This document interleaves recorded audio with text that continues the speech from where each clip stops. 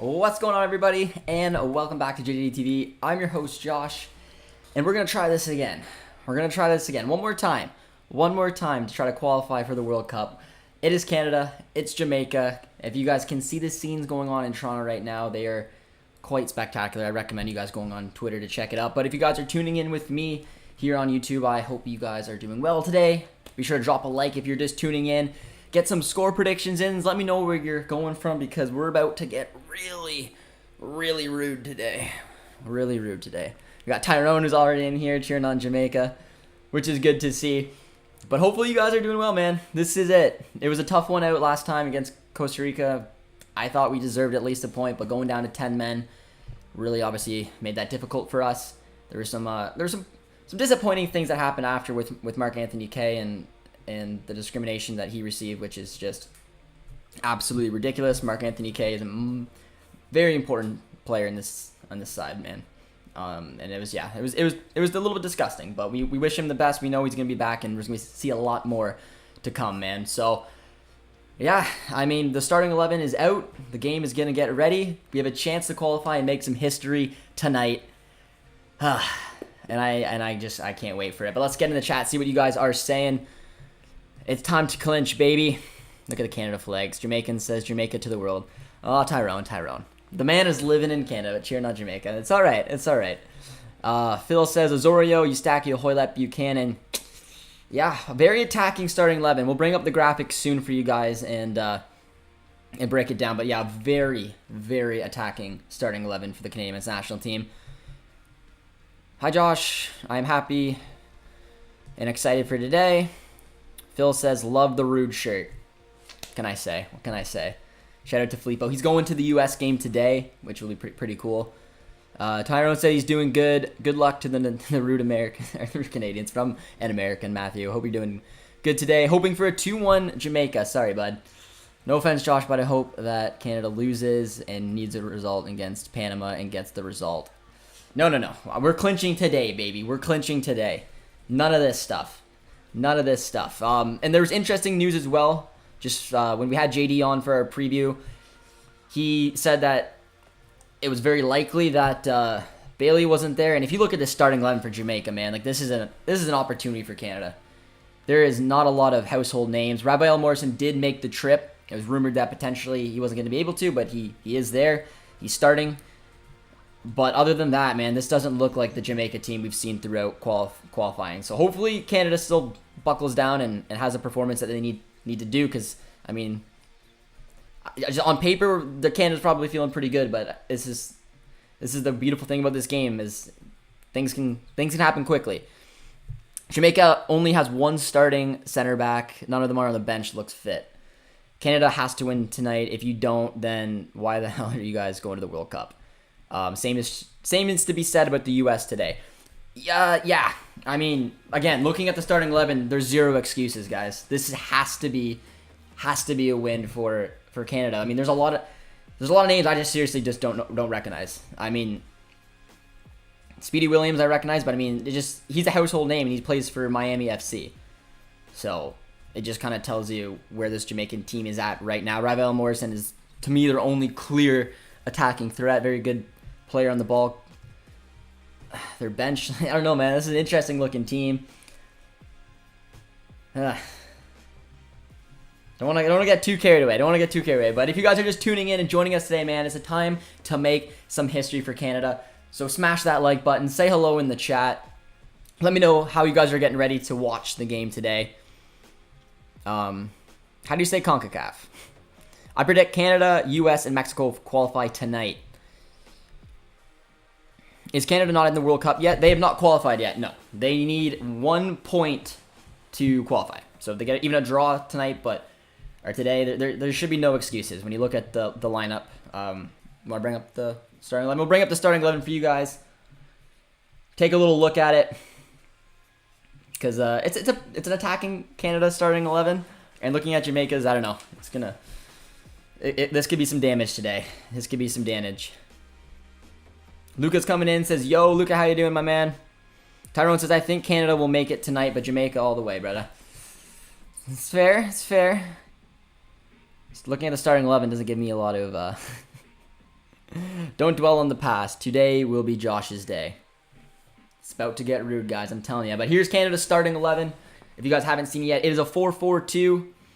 Very attacking, man. It's a very attacking starting 11. You got Borjan in net. Richie Laryea comes back in at right back. He had an excellent game last time out. Really excited to see him get the start again. We got Henry, which we expected to come in as center back. We got Kennedy coming on the left. Very curious to see Kennedy back in. Excited for him. I was curious to see if Miller was going to get the nod again, but I'm happy and excited to see Kennedy in there. Atakubi comes back in, which is just very refreshing. The man has been excellent for Canada. Then we got our four-man midfield, Tejan out on the right, Hoylett out on the left. Then we got Eustachio and Osorio. So, really, man, this is an very attacking team. Osorio will probably have to hang back a little bit. Steph will be playing very deep, and then you got David and Laren up front in this 4-4-2 system. It's going to be interesting, but let me know how you guys are feeling in the comment, man. Give me a percentage out of 100. Give me a percentage out of 100 of how confident you guys are that we will win. Not only qualify, but we'll win. Because like I said, Canada's got no excuses. This has to be a W. Got a super chat coming in from S27. Says Gio Reyna plays better for the U.S. men's national team than for Dortmund. I mean, it's kind of hard looking at his past because he hasn't played a lot for Dortmund, but he looked really good when he came on for the U.S., so that's really, really positive signs for there, and I'm assuming he's probably going to get the start today. No Alistair Johnson. No, so Alistair Johnson did get a break. If they were going to play in a back three, I would have expected Alistair Johnson to be in there, and probably Laryea off, but they went with the back four. Richie stays on, and I like Richie more in that right back role anyways, but again, I mean, if you wanted to go a little bit more defensive, you could have put Alistair Johnson as the right back, but they went with Richie Laryea. They went attacking all over the park today. It's gonna be interesting, man. Yep, I'm expecting 3-0 or 4-0 win here. I don't know, man. I'm looking at the starting 11. There's zero excuses, and it should be, you'd assume, a convincing performance. They're at home. They know that they simply just need a result. But they shouldn't just go for the result. They should go for the jugular because, I don't know, on paper, Canada's looking very confident and should feel very confident going in. But it's going to be emotional. They're going to have to channel, because this is a huge opportunity to qualify for a World Cup. It's not easy to deal with those kind of emotions and that kind of stress. I mean, we saw it with Marc-Anthony Kaye getting basically sent off and turning the result the way that we didn't want it to, but we'll see. How you feeling? I'm feeling good. Again, especially, not to be disrespectful, but especially looking at Jamaica starting 11. I mean, JD was talking about it in our preview, saying how difficult it was for him to put together a starting 11, and that's kind of what it looks like. If we qualify today, should we rest our squad and other players for the chance? No, I wouldn't rest them for the Panama match, because there's still a chance we can get into pot 3, and we still want to top, which I think even if we do win today, I think we do top. Yeah, so we win today, we do guarantee first. And then we go to head to head on Mexico. Yeah, so if we win today, we clinch first, which is a big accomplishment, but there's still that pot 3 scenario, so I wouldn't switch it up too much. Hey Josh, if Canada qualifies tonight, can you make sure you get a result versus Panama? I think there's still a lot to play for, man. I think there's still a lot to play for. Regards from Montreal. Go ahead, Canada. Today is the day. Who can stop us? I like it. I like it, my man. Eustachio, former Cruz Azul. He didn't really shine too much there. It was really at Pasos where he got his opportunity to thrive. I'm going for a 3-0 Canada prediction, says Football Kings. Henry will sort out our defending crosses, and that was really poor last game. Yeah, Henry will be definitely a commanding figure in the aerial duels. The nice thing too about Henry coming in is he's actually playing.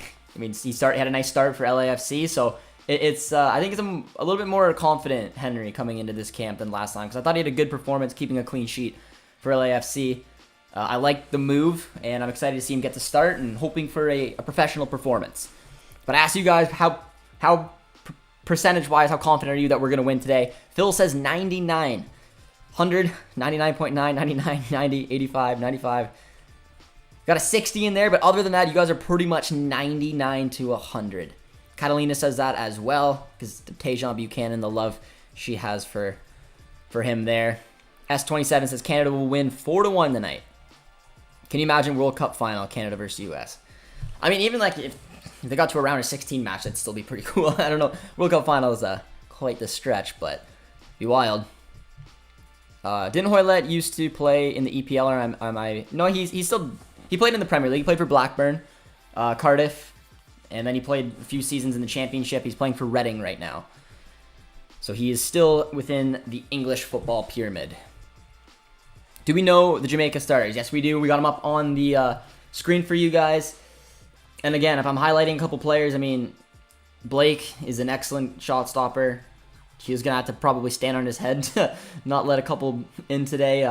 Rafael Morrison, like I said, the rumors of him maybe being there, maybe not being there. He will be the key influence that they're going to have in the midfield. Very creative on the ball. But I just don't know if there's enough in this starting 11 that Canada shouldn't be looking at this and be like, all right, this is our opportunity. I mean, Speedy Williams is a decent player, but I don't know, man. I don't know. Goals from Eustachio and Osorio. If you guys are just tuning in with us, we're about 20 minutes away from kickoff. Be sure to drop a like and let me know where you guys are tuning in from. Give me a city. Let me know where you guys are watching from. If you guys are in Canada or if you're elsewhere. So I'm watching near good old Woodstock, Ontario. I know that's where Tyrone is as well. I just want to see the celebrations. Josh, you easing up on Henry? A little bit. I think that this is a type of match where Henry has an opportunity to thrive. I think he's coming in on confident form, like I said, getting the move to the MLS, securing down his future, going into, I think, a comfortable environment where he has an opportunity to thrive. He got a start, played well, got a clean sheet. So Henry should be coming into this camp feeling very good. And given how our center back is, I mean, given that Victoria is not obviously able to be there, it's nice. It's nice to see him have this kind of opportunity. We saw Cornelius taking on Victoria's number 5, so that was obviously a clear indication that he wasn't going to start. And really, if you look at the other center back options, we don't have another right-footed center back. We have Cornelius, we have Millard on the bench, who are lefties, which I mean, you can do. Spain did it. You can do with two lefty-footed center backs, but I think naturally it just is an opportunity, and this is the type of match where we're gonna see Henry. And yeah, in terms of an aerial presence, it's another stronger part of his game. But no, Kone is not starting, unfortunately. Would have been pretty cool to see him come in for this opportunity, but it's all right. It's all right. Hopefully, we'll see him from the bench. If you guys haven't checked out the piece that we did on One Soccer, I recommend it. Did a nice little Ismail Kone video where we kind of just showed him from where he came from and how we got to this very hype youngster. So that's over on One Soccer. If you guys want to check that out after the episode or after the stream today. I'm from Jamaica. The lineup is Youthful 1. The coach is trying to get these youth experience for the next World Cup. Yep, I mean, Jamaica doesn't have anything to play for. So there's nothing wrong with them testing the waters. You saw that with a lot of their star players not being able to make the trip. It'll be interesting. I feel bad for Alphonso Davies. Yeah, I mean, it's going to be a huge moment, man. We're literally potentially an hour and a half, 2 hours away from figuring out if we're going to be in Qatar, man. QPR in the Prem too. Yes, he was. There is no excuse for Canada to lose today. You were spot on, man. Zero excuses. There isn't. The game is in Toronto. They have a very attacking, very good starting 11. Jamaica is completely depleted, and they need one result, 1 point to go to the World Cup. 3 points to win to top the Ocho, which is a huge accomplishment. So I want nothing but a win, nothing but a good performance today. And I don't know, I'm getting a little nervous. I just want to get things started, seeing how the boys settle in, and I can hopefully take it to this Jamaican side. Tuning in from Waterloo, Ontario. I like it. I went to Conestoga College, so very familiar with the KW area. Kempton, Ottawa. A couple tuning in from Ottawa. Markham, Washington, D.C., America. Tuning in from Minnesota, from Quebec, Halifax, Montreal. Do you believe we will qualify for the World Cup with Davies having missed 50% of our games? Yes. I mean, we've basically already qualified. It would take a crazy miracle for us not to qualify. But, yeah, I mean, best thing is for Davies to get back healthy as quick as he can, because he's going to have some even more important games coming up. for Canada, and it looks like he could return potentially for the Freiburg match, which is really encouraging news for Davies as well. I do hope they make it tonight and put the bench on the next game, give them some experience. For the next game, if they decided, because if the pot 3 wasn't at stake, that's the only thing like I was talking about. But I'd like to see potentially Ugbo and Liam Miller, maybe even Cavallini start, just to see. I would love to see Kone start, maybe even Liam Fraser, like Gutierrez. Like, we can make a completely different starting 11, but it's hard because there is still some things that could potentially be on the line. So I don't know how much Herman really wants to chop and change this side around if there's still something to play for is the only thing. Tomori is not eligible for Canada. He will not ever play for Canada. What is your dream World Cup group? I think Canada will get pot 4. I don't know if I have a dream because there's just so many different scenarios, but and I don't even remember who's in which pot, but I mean, ideally, three beatable, or at least two beatable teams, meaning maybe aside from Asia or Africa comes in there, maybe like a Poland, for example. If Wales makes it, I'd like to take Gareth Bale on. I don't know, something like that. It's hard. I just wouldn't want to be in a group with a England and a Germany, for example, or a Brazil and a Belgium. That would just terrify me. Why is Johnson not starting? Because we're not playing a back 3. I think. I mean, if he was going to start in a back 4, he would have started as a right back.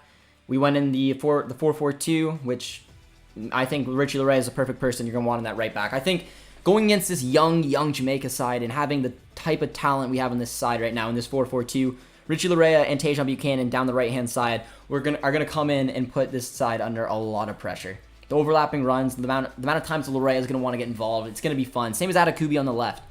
I got the creativity of Hoylett in there, and you got David and Lairn up front with Osorio through the middle and Steph a little bit behind him. Like, I don't think you could have really got any more attacking if you really wanted to. But Johnson would have started if they went into a back 3, in my opinion. Got tuning in from Edmonton. Josh, do you think Costa Rica or Panama can surprise and pip either Mexico? No. I think Canada will finish first. Probably Mexico and then U.S. For the top 3. And then I think Costa Rica are going to pull it off and finish in 4th. Panama's in shambles. Costa Rica has stumbled out of the gate, and now we're finding its game underneath the coaching change. Yes, they are. Yes, they are. I couldn't believe the turnaround that Costa Rica had. It's quite incredible. That's kind of why I want to see them pull it off, because they look dead and buried. The context of the qualification campaign has been, in many ways, a perfect storm for Canada. It is. And it's getting this country excited about this sport. And it's something that I'm just passionate about, and now get the opportunity to do it for my job. And I really appreciate everyone coming in and showing this type of support. It's awesome to see. And if it wasn't on full display, I'm hoping at the end of this match, it really will be on full display. You guys will see what it means and what it's like to qualify for a World Cup. Because I'm speaking like I've been through there. I haven't. I don't know what it's going to feel like, but we're very close to potentially figuring it out, which is pretty cool to see. I'd like to see Canada versus Egypt or Senegal. Be an interesting one, especially for my friend Alex, who's also, his background is from Senegal, so he'd be a little torn between the two, but it'd be an interesting one for him. Josh, lost my comment. I'm tuning in from Mississauga, Ontario. Let's go, Canada. I like it, my friend. I like it. Jamaica is out. Give the young guys some experience. It's what El Salvador is doing. There's no incentive for the big-name Jamaican players to make the trip. It's true. It's true, I guess, but it depends. I mean, there's a lot of different mindsets. I feel like if you really wanted to, I mean, JD told me all kinds of insight as to why some of the bigger names didn't come, but you should always want to represent your country, whether the games mean something or not. It's an opportunity to put on the kid of your country and represent them. So, it's a learning experience for Jamaica, but this is an opportunity now for Canada to make a statement. Canada in the chat says, let's go, Canada. Something you rarely see anyone mention, the benefit of COVID. We haven't been CONCACAF until the last game. It's fair. Tuning in from Kingston. Fonzie wants to face Germany. Yeah, he does. Those away games in half-empty stadiums make a big difference, especially for the pressure. That's true. F the pot. It's all about being there. Yeah, and just because you get put in pot 4 doesn't mean you could have had a better. It's all luck it's a chance. It's a chance you probably have a better group if you finish in pot 3. Doesn't guarantee that you will. I'd love to see Canada against Robert Lewandowski's Poland. Tuning in from Brazil. Which top team would you like to face?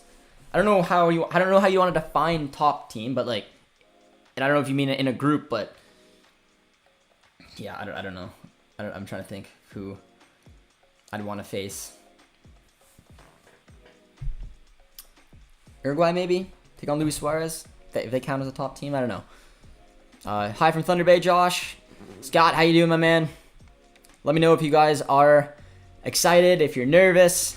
A lot of you guys tuning in, be sure to drop a like. Let's see if we can get to 50 likes, guys. Let's set a like target. 50 likes before kickoff. We got about 10 minutes to do it. Tajon goal today. He was so close. I think Tajon's gonna have quite the match.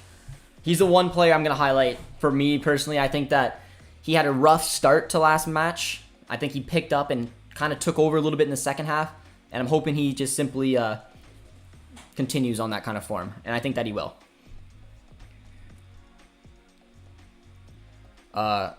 Crazy wind in TO right now. Germany could be in pot 2, but whatsoever the group is going to be the group of death. Yeah. Canada going to be in pot 3 or 4. We don't know yet. There's still still some scenarios that show that we could finish in pot 3, though it's looking a little unlikely. But we shall see. Got to win the next 2 for sure. This is most important than 1986. This time they earn it. 86 was because Mexico was hosting. Yeah, Ken, and that's the thing that I really wanted to see. When I started covering this World Cup qualifying campaign way back in the Bermuda match, the cool thing is that this is an opportunity because we're guaranteed a spot in 2026. We're not going to see these type of World Cup qualifying matches until the 2030 World Cup, which is wild to say. So I wanted to earn us. I wanted to see us earn a World Cup spot as opposed to just getting it. It's a different feel. We earn this. This is a huge step in the right direction. We went through a grueling process. Had to win those first 4 games. Going to the next round, we had to take on Haiti. It's always tricky, but we did it with flying colors. Going to this Ocho, and then 1 win away from topping it. It's quite a remarkable story. It's winning over a country, and it's why we're here. This is not a sappy moment, but this national team completely changed my life. Producer T's as well, and hopefully winning over a country. It's not easy to do. Let's hope Henry doesn't play rugby today.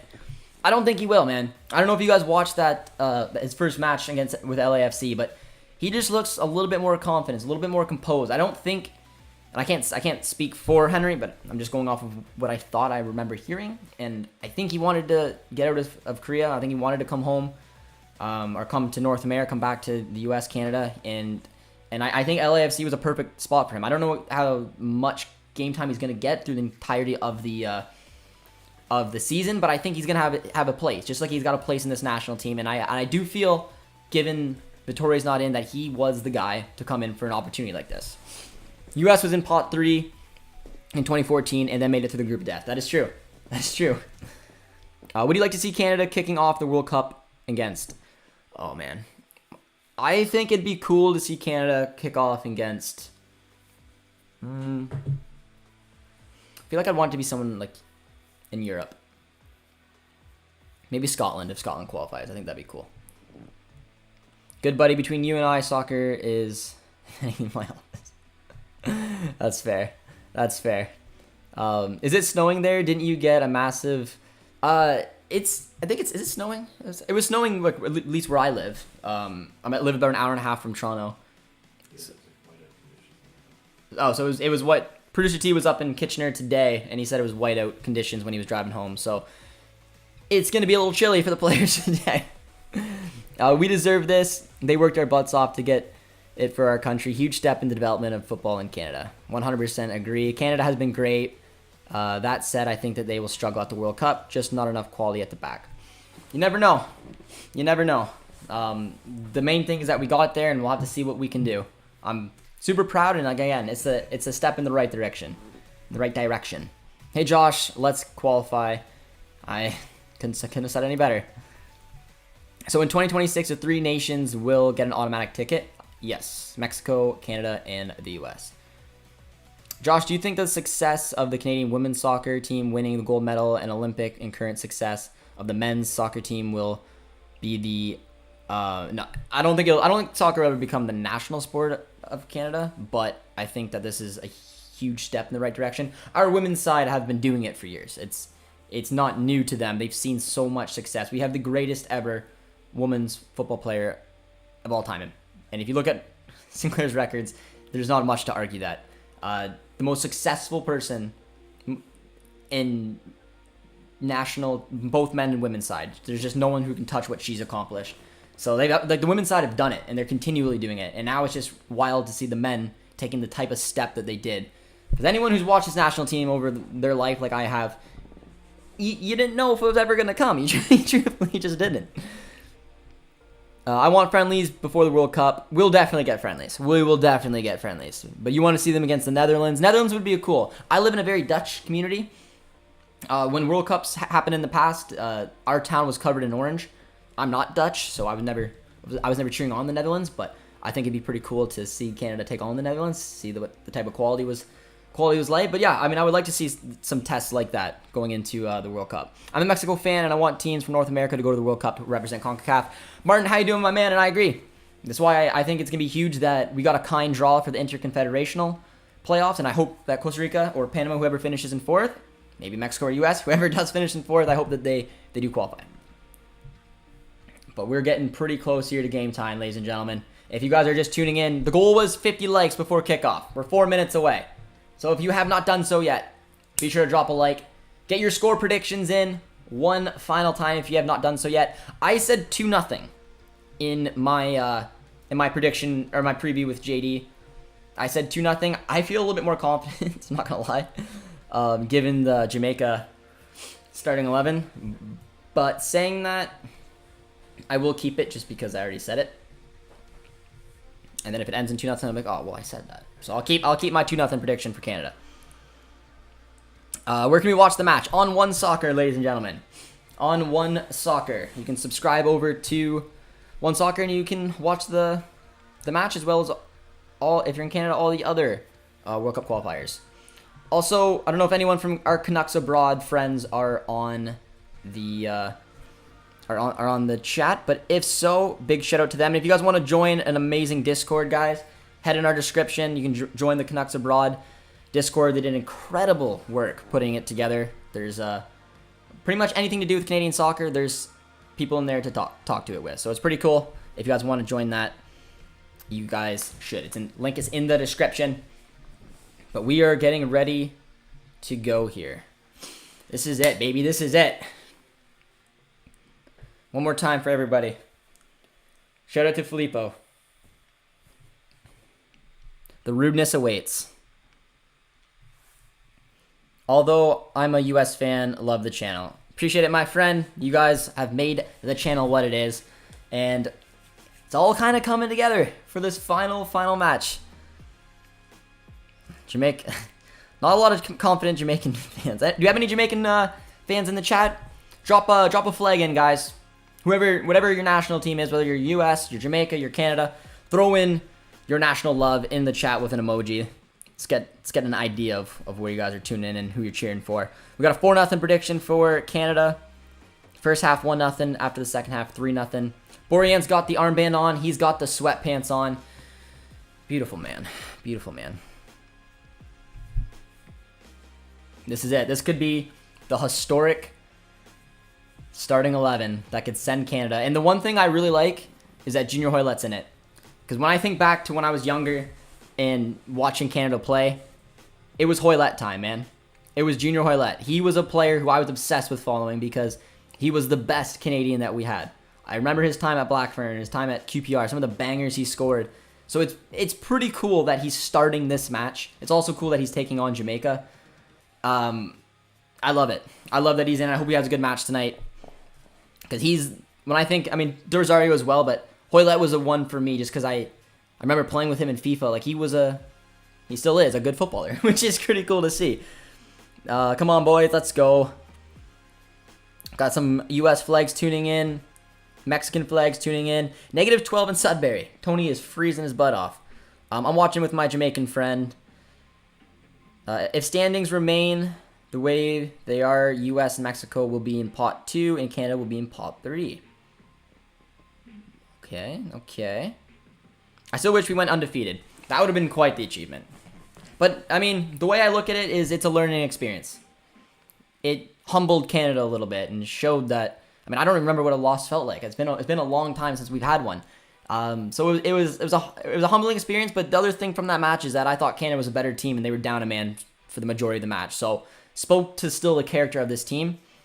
And now it sets up this match for a statement. At home. Where else would you want to qualify, guys? Come on. Where else would you want to qualify in front of all your fans? Look at BMO right now. A lot of Canada flags. It is absolutely buzzing. Blake is freezing his ass off. Yeah. Yeah, they are. I remember Hoylett because he was a budget beast on FIFA 13. Yeah, I use him a lot in career modes. I usually like doing like average Premier League teams when I was a kid, just because you make them good. And I always made sure I signed Junior Hoylett because he was the only Canadian player in FIFA that usually was good enough to make the team. But this is it, ladies and gentlemen. Kyle Laren's walking to kickoff.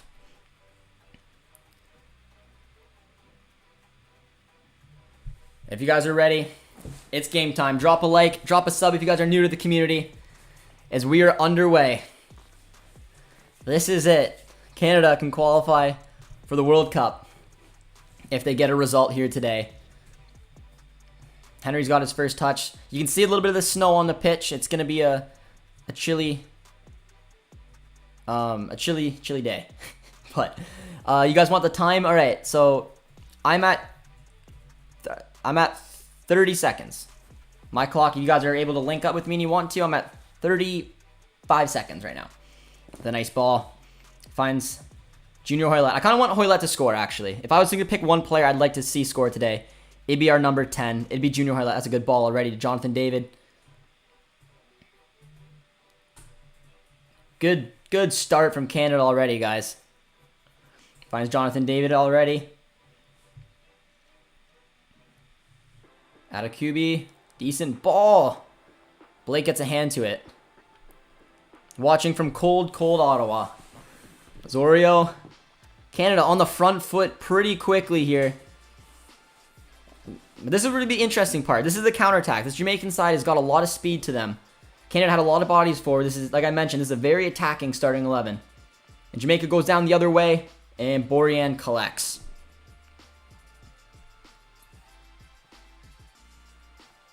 As a U.S. fan, we were so pissed to see that red card. Yeah, literally. -18 wind chill in Thunder Bay. Scott is also freezing his butt off. Yeah, if you want to get real Canadian with it, guys, just drop in your temperature if you really want to. Who's in the coldest part of Canada right now? I think right now we got -18. Can anyone beat that? Can anyone beat Scott up in Thunder Bay at -18? It's a good ball over to Atakubi. But it's a really confident start for Canada. I like to see it. The one thing I would say is they just got to be a little bit careful with how many bodies they throw forward. Because like I mentioned, both fullbacks, Atakubi and Larea, will want to get up the pitch. Hoylett will want to get up the pitch. Tejan, obviously the two strikers. I mean, even Eustachio is bombing up and down the pitch, man. And Steph's on it already. Ah, it's a poor ball. And even Azorio, pretty much every player besides our two center backs could have a option to go forward. Richard says, I'm literally farting right now. I like that we're on that level, Richard, that you can share these type of things with me. Josh, with the 3 CONCACAF teams hosting the next World Cup, does that limit qualification for other CONCACAF nations? I don't know. It depends on the format and the amount of sides that go in. I believe the next World Cup is expanding, no? You guys can correct me if I'm wrong, the 2026 one. So I think CONCACAF, we usually got 4. I think we'll probably have 6, maybe 7. And obviously, we technically have 3 host nation spots. So I'd assume probably, if it's an expanded World Cup, 7 spots. It'd be my guess. I don't know 100% no. -50. 28 degrees Celsius in Las Vegas. So Robert's having a good time. Rude Canadian says it's negative 13. Plus 25 in Asia at the moment. I'm supporting Canada. Nice run there from Jonathan David. Really good run. Kyle Larin. Big save from Blake. Oh. That was a good run from Jonathan David. And Larin had an opportunity to put one home a few minutes in. Did you get a new camera? And where is the game being played at? Did not get a new camera. Does it look crisp? I don't know what Producer T did. It does look pretty crisp today. It's the lighting. Producer T dimmed it down, so you got a more romantic view of Josh today. And the game is being played in Toronto. It's at BMO. Jamaica puts one in. Dangerous ball, and Borian collects. Blake is having a good game. He was one of the players that I highlighted today. Again, I mean, I don't think Canada's going to have a lot of problems creating chances today, given this lineup. And honestly, given the Jamaica lineup. However, there's something to be said about having a hot keeper. And if Blake's in it, you know he can be one of the best around, and had an early save already on Larin. Seems like they settled their nerves pretty quickly. 16 in Vancouver. Fair. Host nation spots count against the Confederation starting with 2026. Bro, does Canada's goalkeeper have... yes, he's got sweatpants. He's got beautiful sweatpants on. Kyle Larin with a nice little run. Look at the speed of Kyle Larin. Defended well, though. CONCACAF will have 6 spaces. Appreciate the info. I think CONMEBOL and CONCACAF will merge for 2030. Appreciate the super chat again, S27. It'd be interesting. I don't know if they'll ever merge. That's a good ball. Atakubi. Does well. You should keep it like that. Makes you look better, in my opinion. Noted for Producer T. Glad you guys like it. He wears pants when it's cold. Junior Hoylett. That's what I would like to see. Hoylett cutting on to his right and hitting an absolute screamer. Really good start for Canada, though. You'd expect them to have possession. You'd expect them to create some chances. They're definitely on the front foot. I don't think the nerves are getting to them. The only vulnerable aspect of their match so far, on my eyes, is the fact that they're going to be sending bodies forward every time. And an odd counterattack with some speedy Jamaicans could put us under a little bit of trouble. That's a good turn there from Junior Hoylett. Got a donation super chat coming in. Appreciate the super chat, my friend. There's no message attached to it, so if you want to ask a question, be sure to. But we appreciate the super chat as always. I'm going to just assume you say, go Canada. Let's qualify for this motherfucking World Cup. Dan says, yo, Josh. How you doing, Dan? Too bad this isn't in Edmonton today. In Calgary here. Beautiful spring day at 12. So yeah, it's pretty chilly here in Ontario. Not going to lie.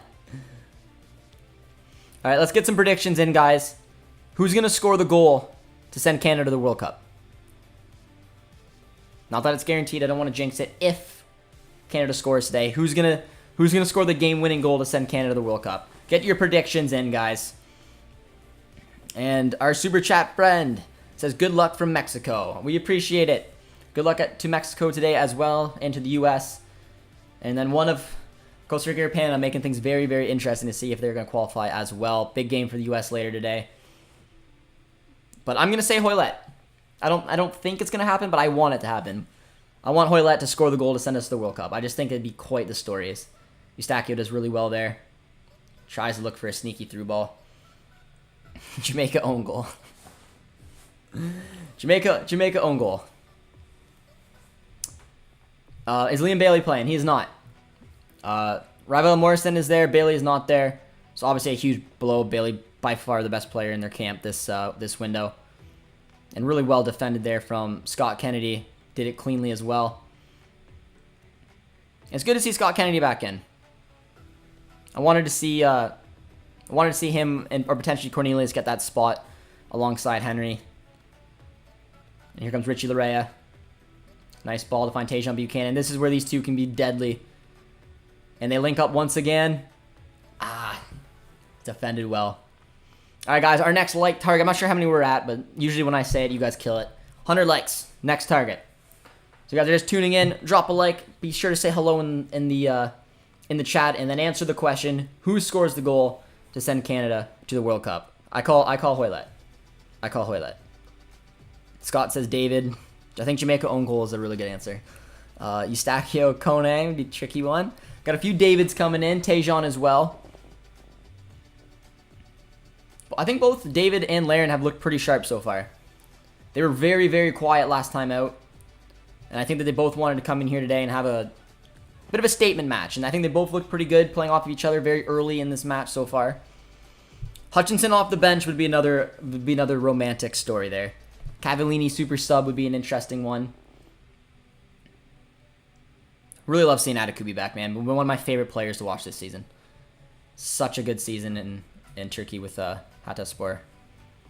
Got David, Eustachio, David. Ken says Borjan. It's bold, but I respect it. I respect it. Borjan in the 90th minute. Comes up and slams home a free kick. Someone down the left flank. I would have assumed today's on the two flanks. I'd assume that the right should be the one where a lot of the creation is going to come from. You got Tajon Buchanan, who I thought was really sharp in the second half of last match, and Richie Larea, who was one of the best players on the pitch, combining the couple overlapping runs we've already seen. I feel like the right hand side will get a little deadly for Jamaica today. Messi coming in, another bold prediction. Messi and Borjan and Jamaica own goal are my three favorite answers. Canada just got called for icing. Azorio. Catalina says Tajon. Rude Canadian says 125 likes equals Canada qualifies. You heard him there first. Skylarion's dropping very deep, picking up the ball.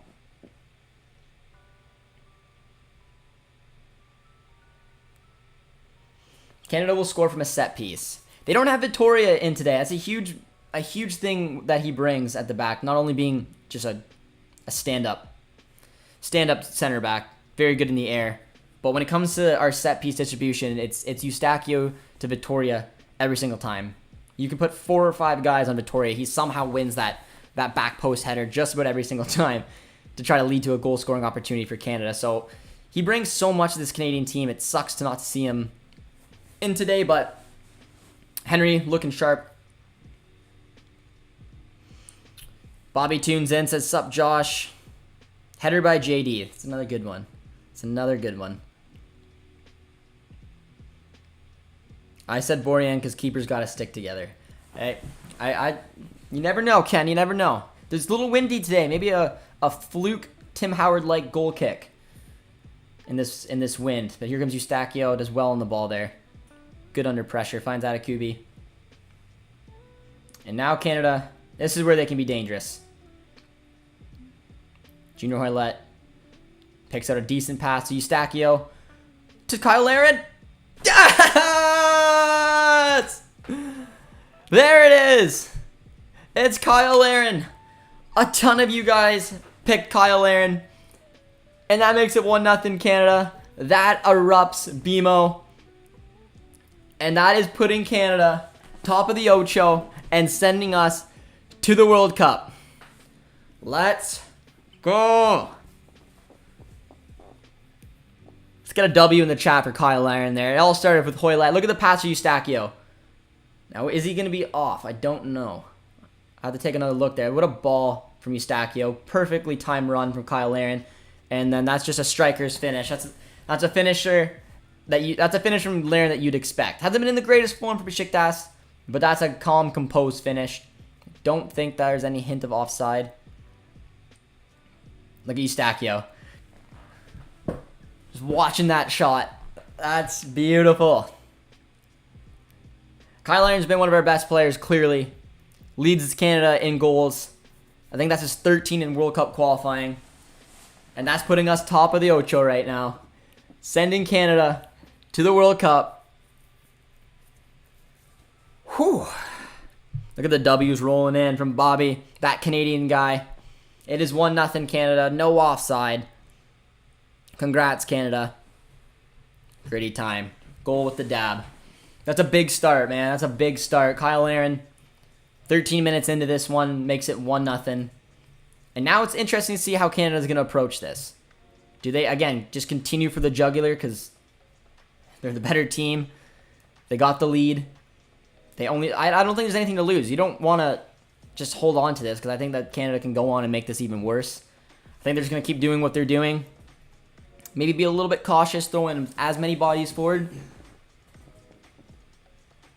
But look at the amount of bodies going forward. Look at that. That's a poor ball from Atakubi. That would have been an opportunity there. But Jamaica's giving them a ton of space moving forward with this. 99% of a W.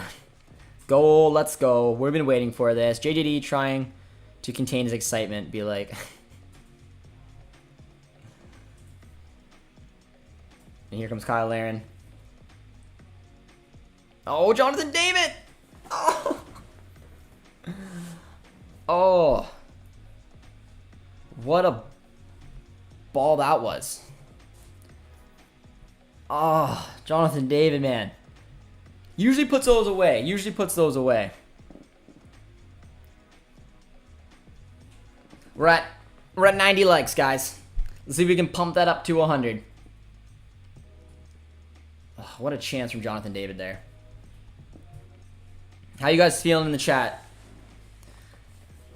How you guys feeling knowing that right as things stand right now, we topped the Ocho and we're heading to Qatar? Can't wait to see the celebrations after this one. Catalina says, way to go, Josh. How did he miss that? Yeah, that's when you want to see David put away. It was 1v1, him versus the keeper, and just dragged it wide. Would have made it 2-0. But Jamaica looks all over the place, man. They really do. You can tell that this is a group that just hasn't played together much. I don't think there's a lot of structure in there because right after scoring a goal from Canada, they just had 2 or 3 opportunities where it just didn't look like the Jamaican defense was even present. Tears of joy. Oh, man. That goal will be called Butterfly Beaver. Oh, man.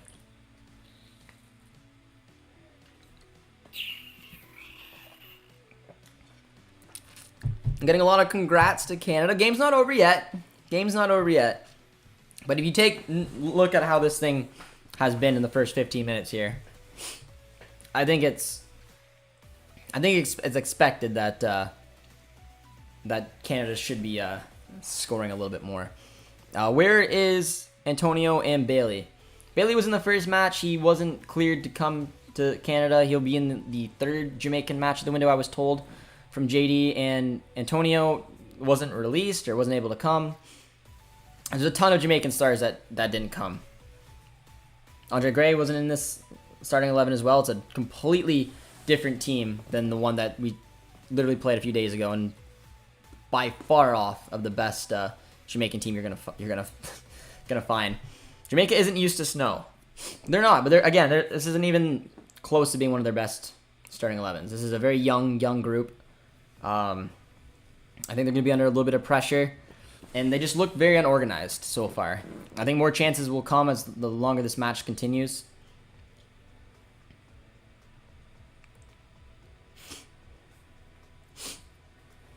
The Ice Tech is freezing up the Jamaican heat. Jamaica literally has a player called Speedy Williams on the pitch today. Speedy Williams, he does. Plays for Miami FC. I have an itchy nose. Sorry, guys. Laren is the most accountable player. Kyle Laren has been on unbelievable form for Canada. But he was on unbelievable form last year for Besiktas, but this season hasn't quite been it. So maybe we'll do some type of video coming up of where Kyle Aaron should head to. Do we top the group if we win today? We do.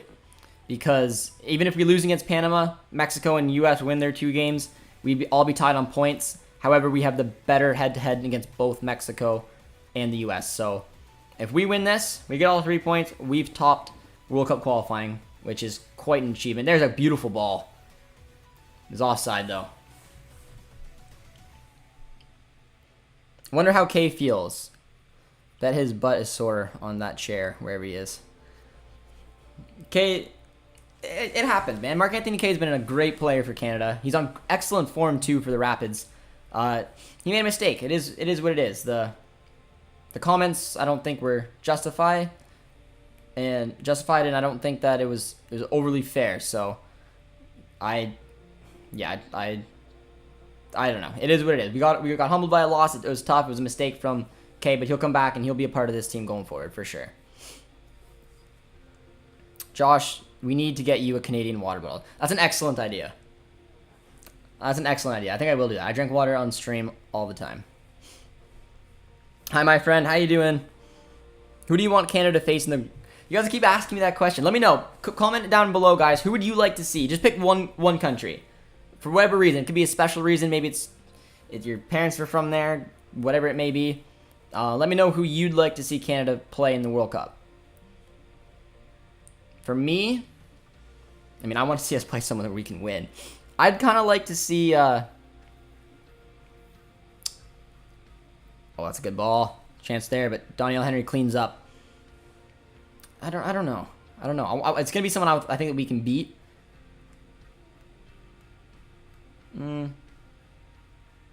Nice ball to Samuel Adekubi. I'm going to say Poland if Poland qualify. Nice ball. One more. Oh, Tejan. You got to put that away, my man. Tejan's been very quiet this match so far. It's a really good ball there from Adekubi. And Tejan just gets it all wrong. Don't we almost clinch first place? We do. 100% clinch first place. Not to brag, but I've been drinking water my whole life. It's a huge brag.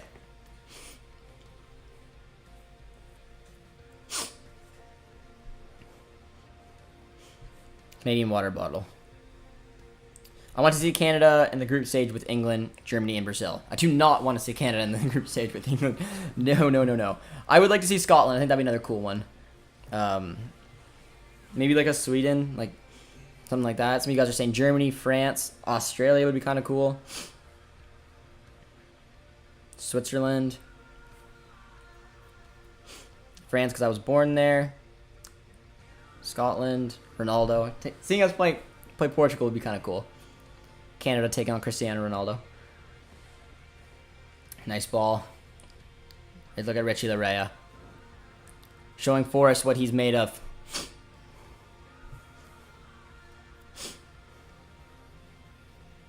Finds Hoylett. I'm telling you, Hoylett's going to hit a screamer today. Oh, so compact Jamaica is, man. Not looking like they're having fun defending at the moment. But again, here's where they're going to be dangerous, is these type of counters. But Canada did well to close them down. Canada can't be drawn against another CONCACAF nation. No, they cannot. So yeah, we won't play. If we play Mexico or US, it would be after the group stage. Josh, we'll be doing a watch-along for the World Cup draw on Friday. I definitely will. 100%.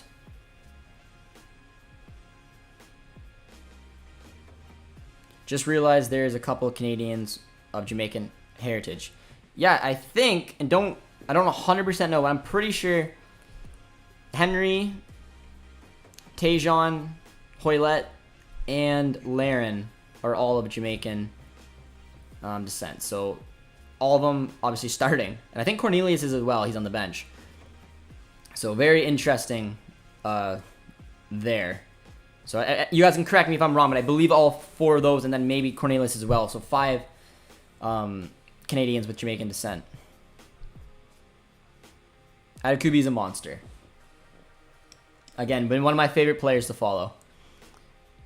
Got notice coming to this. Nicely done from Hoylett. Finds David. Nice ball into Kyle Laren. Square it.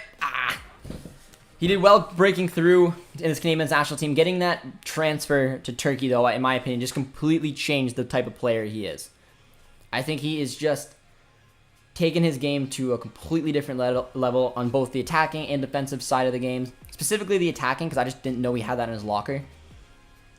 And And also, he's taking that Hatha Sport team where he's been a unbelievably consistent player, week in, week out. Josh, if they win, do we qualify? We do. We only need a point to qualify. We only need a point to qualify. So getting us a win would top the group. And we got a corner kick coming up. Eustachio, Azorio. Oh, Tejon! We need that second one. We need that second one. Belgium would be extremely exciting. Davies Buchanan would tear up Belgium. Let's pray for snow in the desert. I am correct. So, okay, yeah. So there is 5. Another corner kick coming up. It's Eustachio. Oh. Finds David. Ah, poor touch. And Jamaica can't do too much with it. Belgium, Uruguay, Senegal, and Canada would be an awesome group. That'd be a cool group. It'd be a tough group. That would be a tough group. And that's if Senegal can qualify. They're down 1-0 to Egypt. I think I'd rather see Senegal than Egypt. I think Senegal's got a better team. And so I'd like kind of see them a little bit more. Yeah, but yeah, Canada's had a ton of chances. Just haven't been able to put that killer blow on enough of them. But we got the lead. We got ourselves in a good position here.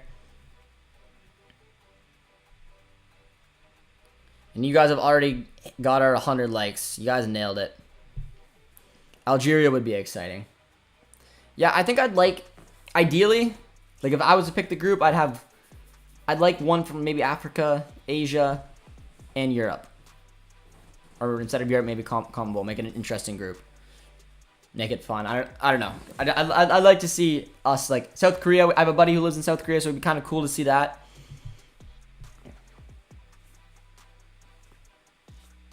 Uruguay's armed and dangerous. They have Luis Suarez. Adakubi with it. Hoylett. That's a good ball from Junior Hoylett. Well defended, though. Laren absolutely crushes him. Give me 3 name guys in the chat. Throughout this entire crazy World Cup qualifying, give me 3 names. The 3 stars of it. Does not have to be in any particular order, but let me know who impressed you the most throughout this long, grueling Canadian men's national team qualification to the World Cup. That's a good ball from Eustachio. For me, I don't know. That's a difficult question to pick 3. I mean, everyone obviously played a huge part. Borjan, time in, time again with his saves. Eustachio taking his game to a completely different level. You can't discredit the goals coming in from Laren and David. You also obviously have what Davies can do. And I also don't know if I want to put in Davies just because of some of the games that he's missed. But, I mean, I don't know. It's Davies. It's a difficult question. Vittoria's been a rock as well. Here comes Tejon. Having a little bit of fun down that right-hand side. Does so well. Oh, I should have clipped that in. John Herdman deserves a ton of credit. Andy says Laren, David, and Hoylett. I don't know if I'd put in Hoylett. I think Eustachio, I think for me, Eustachio has to be in there. I think Laren has to be in there. And then it's a debate. And I don't know if I'd put Davies in just because of the amount of matches he's missed. Borjan's a good... Steph. Tejon's been good as well. I don't know about top 3. But they're all good shares. Everyone played a part. It's difficult to say who exactly should be. There's no wrong. Alistair Johnson's been incredible. I think for me, I'd say Laren without a doubt. I'd say Eustachio without a doubt. And then I think I'd throw it on Borjan because, I mean, he's got sweatpants. Can't pick a name. This really is a team, right? That was difficult. Laren, Borjan, and Eustachio. Got Azorio. Nice ball. Canada doing really well with pressure. One more goal here before halftime would be really nice. I think it'd settle a little bit of any nerves that might be creeping in to the Canadian men's national team. Laren, David, and Tejon. Buchanan, Davies, and Greg Berhalter. There you go. That's quite the pick. Borjan, Davies, Laren. And the thing that I like about international football is the fact that it gives you an opportunity to shine on the biggest stage. And I mean that you can take that form, you can take that excitement, and you can bring it back to club level. And I'm looking at this Canadian national team of players who, in my opinion, just took their game to another level and then replicated it. The two that mainly stuck out to me is Adekubi and Eustáquio. Both players probably weren't as well known to the Canadian national team, especially not as intricate parts of this side. But the work that Eustáquio has done is just a breath of fresh air, because we had a little nervous looking past Hutch and who's gonna be there. And obviously we got some youngsters coming up, but Eustáquio is that guy. And then same as Adekubi, who we had decent depth on the flanks, but he still came up and showed the type of role he can play, and then doing it in their respective leagues as well. Steph earned a move to Porto, and I'd like more game time, but he still earned that move. And Adekubi has been just tearing up. Probably left back of the season. Definitely left back of the season in the Turkish league so far. Here comes Jamaica. A rare opportunity going forward.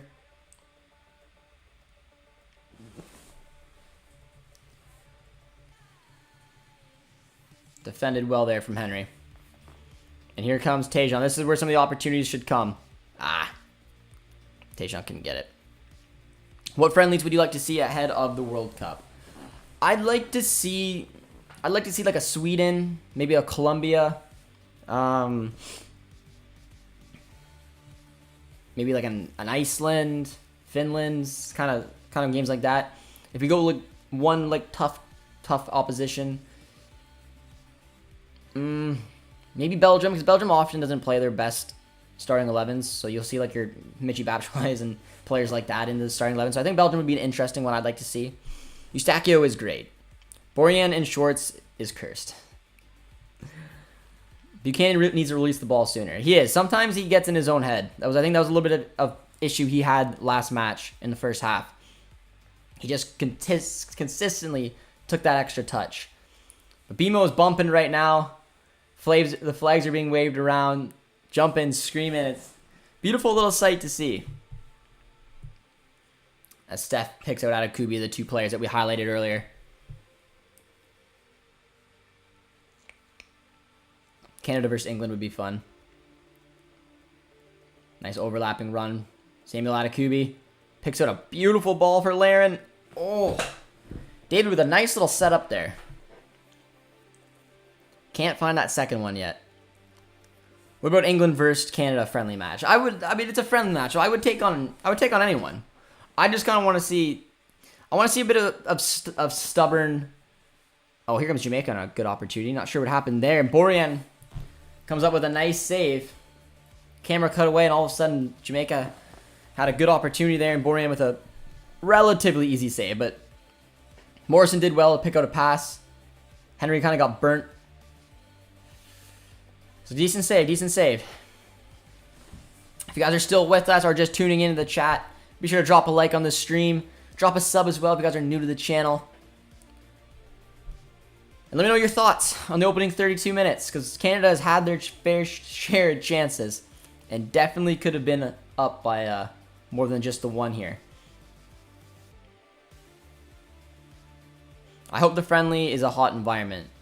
That's true. You could go over down to South America. I think that's probably like Ecuador would be a good friendly I'd like to see. Ecuador, Colombia. Oh, nice run. Yeah, I'd actually, that'd be, oh, nicely done. Adekubi.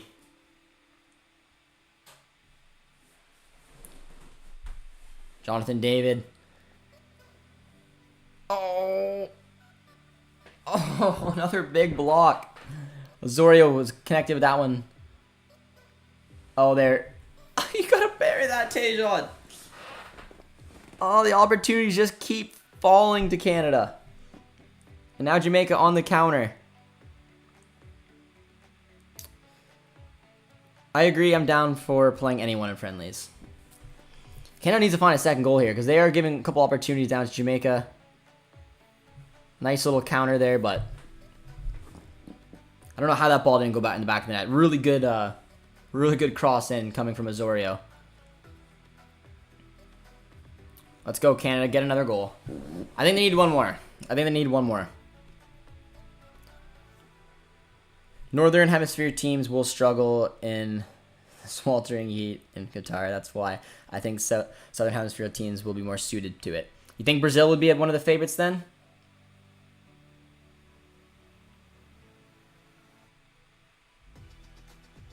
If Canada win tonight, will they qualify? Yes. They only need a point. 1 point will qualify Canada, but 3 points automatically tops the Ocho, which is just something I want to see this group do.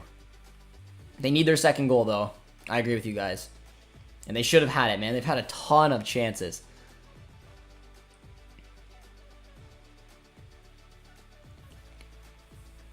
Ecuador is a good challenge. Very, very quick team. They would. And they did really well in their World Cup qualifying. They're in third right now, I believe. They're a tricky team. They're a stubborn team to break down. Maybe go down and play. Oh, injury coming on right now. It's starting to look like a Leafs game. Jonathan David could get a move to a bigger team this summer. Let me know now that there's a little injury right now, guys. Give me a club where you guys would like to see Jonathan David move on to. Where do you guys want to see Jonathan David go? I've said mine plenty of times, and my answer will probably not change. It's going to be Inter Milan is where I'd like to see him move to. I think it just makes the most sense. He loves playing in that two-striker system. I think he'd have a big opportunity to have some distribution down those left and right flanks. Perisic, Dumfries.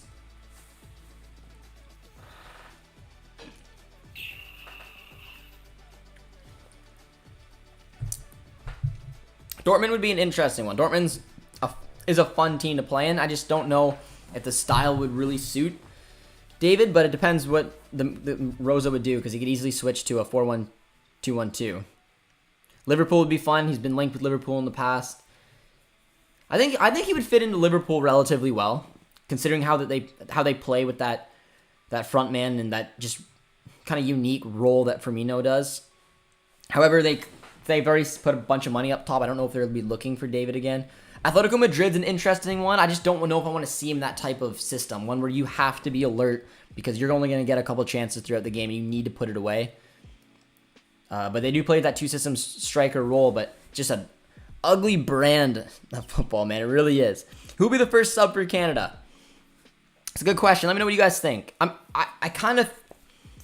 don't know. Because we're very attacking. If we can get a second one here before halftime, I think maybe putting a more defensive midfielder on for Osorio might be a play. So, I mean, if Hutch is good to go, which if it's 2-0 at that point, I don't know how much you want to burn out Hutch. You want to use him for Panama. But, I mean, Kone is an obvious one. Frazier's an obvious one. Just to get Osorio off. I don't know. I'm probably looking that way, but PSG, I don't know. I don't want to see him touch that PSG team, man. I don't. I think there's logic there. Mbappe leaves. They need a striker. He's already used to Ligue 1. It's a team that will win each and every year. There's a lot of things that make sense with that, and that's fair. Just it's just a miserable club to be at. Scott Kennedy does well. Inter, Liverpool, Whitecaps, Arsenal for a Liverpool fan. Arsenal's an interesting one too, with Aubameyang and then Lacazette probably leaving. Brighton, no. Hey JD, congrats on going to One Soccer. What, if anything, have you heard about Milan's performance in net on Thursday? I appreciate that, guys. Appreciate it, Steve. Really excited to be a part of One Soccer. It's a good ball. Samuel Anakubi holds it up. Laren, boys, you need to put that away. John Herman's gonna just bitch slap someone. Look at that ball. Really well done. Adakubi has been so dangerous. You can see Herman swearing under his breath.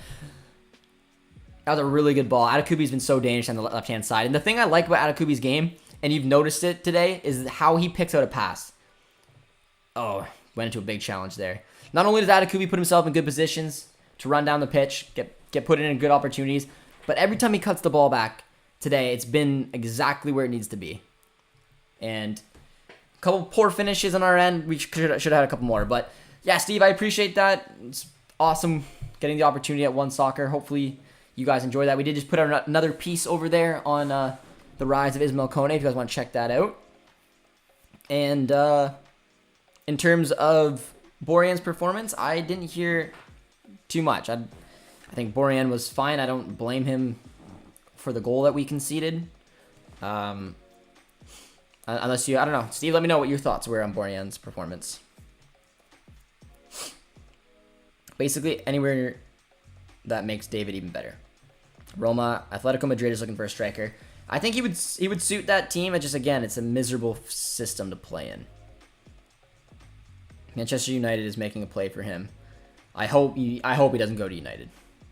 I really don't. What about Herdman? Won't European-rich country make a pinch to steal him away post-World Cup, regardless of how they do?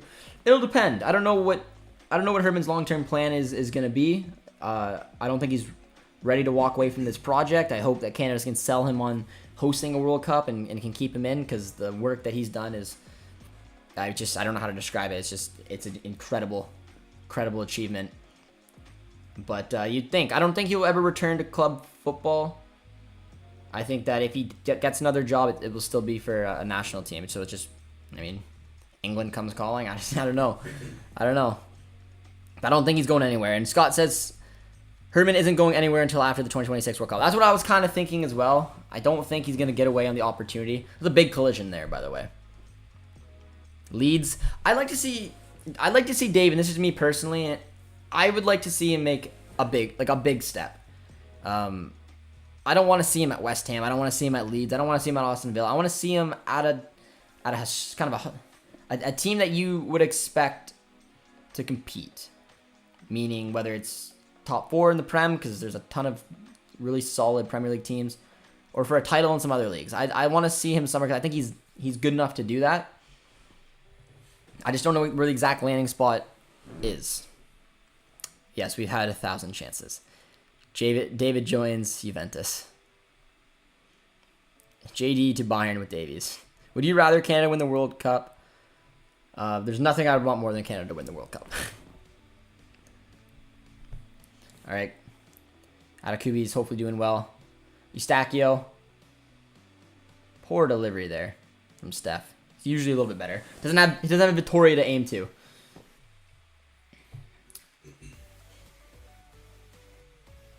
Leads with Marsh. No. I think David can go to a bigger club than that. I hope he goes to Man United, only because it's my favorite club. That's fair. It's fair. I'd like to see him in Dortmund.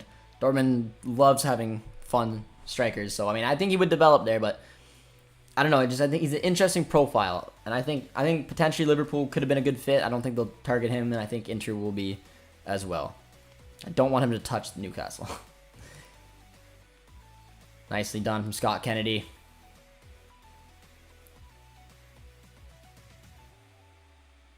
Nicely poked away. Tejan can get there. Atakubi.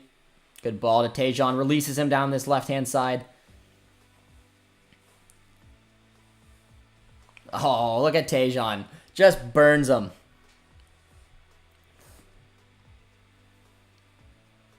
If Brighton had a striker, they could fight for Europe. It's almost... Brighton is a fun team. I still don't want to see David go there. Josh, do you think games could happen in Vancouver for 2026? I think so. Oh, that's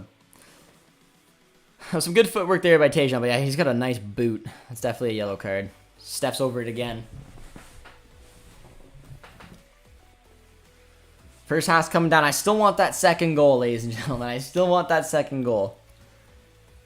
I want to clinch. I want to clinch top of the group. I wouldn't mind a club like Sevilla. I don't think they'll target him, but decent little ball. Finds Jonathan David. Clips one in. Tejan! Oh, finally. Let's go. Tajon Buchanan has had like 6 opportunities. Look at BMO bumping around. 2-0 Canada. Dominating performance so far. Some sloppy finishing, but Tajon gets his crack at it. Comes from a set piece. Eustaquio with a beautiful ball in. Defended okay, but look at the touch here from David. Puts him in a good position, clips it in back post. Just falls to Tajon, gets the touch, and gets the finish. Canada is heading to the World Cup. And they're not only doing that, they're doing it in style. They're doing it topping the Ocho.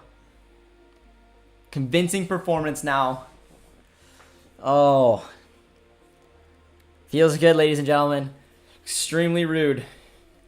I'm proud of it. Straight to Qatar. I mean, it's expected. It's expected. I mean, this Jamaica side, very young. Let's go, baby. Let's go. No spoilers. Josh, congratulations on your new job with One Soccer. Will you appear as a presenter, reporter for the channel going forward? I'm not 100% sure exactly what all we'll be doing over there. There's a lot of content that's to come. You guys, I guess, will just have to follow along and see how the role develops. But it's awesome to be a part of One Soccer. Couldn't have done it without your guys' support, so really appreciate you guys giving producer T and I the opportunity to take a big step in our careers. And now, got to also thank the Canadian national team for being very good at this sport and winning over the hearts of a country. But yeah, it's awesome, guys. It really is. And yeah, I recommend going check out our latest piece after the game on Ismail Kone. You guys, he's got quite the rise, and it's pretty cool to see. But look at the amount of goals going to Qatar. Tajon Buchanan. I predicted Tajon. Book your flights, ladies and gentlemen. We are going. That was a rude goal. Nice. 1 minute added. BMO in March is harder to play at than the Azteca. I don't know about that. But I mean, BMO in January I think would top that a little bit. Let's get another goal. Statement performance here. If you guys are just dropping in, be sure to drop a like. Have we hit 150 likes yet? We'll check at halftime. We played the extra minute. It's 2-0 Canada. We're gonna go to the chat for a nice halftime break here, but that is it. That is halftime. If you guys are joining us, say hello in the chat. Drop a sub as well if you're new to the channel. It is 2-0 Canada. It puts us in a unbelievable place to top the Ocho, to go to Qatar, doing it in style. Tajon Buchanan, Kyle Larin.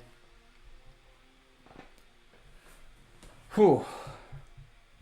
Gotta love it. You gotta love it. But let's head over to the chat and see how you guys are feeling today. You feeling emotional? Is it hitting you guys yet? 124 likes. We're close to 150. That's the new goal. Excuse my language. Jamaica have been sheet throughout the qualifying. You guys better play Panama tough. Nice for Buchanan. I said Buchanan would be buzzing today. I said he showed really good signs of it last match. But to get the goal, I think he needed. Dan says, you do a grand job on your YouTube channel. We all love chatting with you, Josh. I appreciate that, Dan. We love talking with you guys as well. Get your guys' comments in. We have halftime here to just talk. I mean, I'm not near as stressed as I was. Let me know what substitutions you guys might like to see in the second half.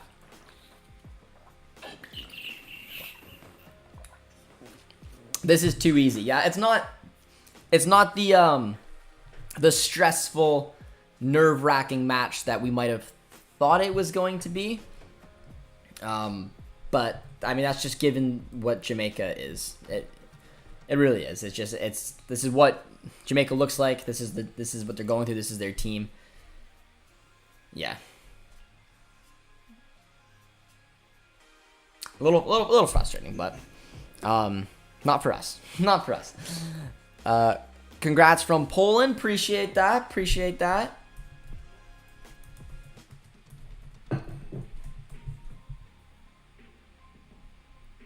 Nicely done.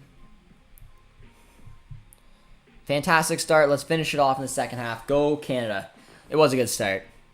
Congrats from Canada, from a U.S. fan. F yeah, too easy. Josh, will you sing the entire anthem once we qualify? I will not, but I will celebrate. Maybe take a shot of maple syrup for you guys. I did that once when our ladies won gold. Flights to Qatar are quite expensive. Even book accommodation is tricky. If I go to the World Cup, I would have to go to the UAE to look for accommodations. Yeah. Is anyone here in the chat? Let me know if you guys are going to Qatar. If you have your flights booked. Quite the journey, man. Congrats from a US fan. You guys have dominated this cycle. I'm rooting for you guys at the World Cup unless somehow you play against us in the knockout. I appreciate that. Another important thing is that it's good for CONCACAF. Seeing how Canada has improved, seeing us compete with US, seeing us compete with Mexico, hopefully seeing one of Costa Rica or Panama qualify, seeing 4 CONCACAF nations, the World Cup's good step as well. We want the best for the region. We want Jamaica to somewhat try to figure their stuff out. Because they have the opportunity, man. They have a lot of cracks and a lot of really talented dual nationals to make this team a little bit more competitive. They just shoot themselves in their own foot. This is a massive one here. Josh, how many jerseys you have? They're very expensive. I'm not gonna lie. I have one Canada jersey. It's the Jonathan David one. It's behind us. I don't know if you can see it in the. You can. It's the Jonathan David one. I bought it immediately before all the hype happened, so I got it at a pretty decent price and when it was available. They're hard to find. Producer T got a different one as well. I don't remember where he got his from, but it's nice. It's nice too. From where? From Sports Check. So Producer T picked up a 2018-19 one in Sport Check. So it was the one they wore just before they changed, and then the day I think when Taylor got it, they changed pretty quickly after. And then I got the new one 2 days later. Waiting for the Kings of CONCACAF to play. No, Luca. Congrats, Canada, for qualifying the World Cup. I said it for the 1,000th time. Take it all in. It's pretty cool to see, guys. It's pretty cool to see. Tyrone says Ike Ugbo and Kone. I'd like to see them. Yeah, I'd like to see them both get subbed on. I'm curious to see what Herdman's gonna do. We heard some people talking about like a little bit of the loyalty factor, so I could potentially see like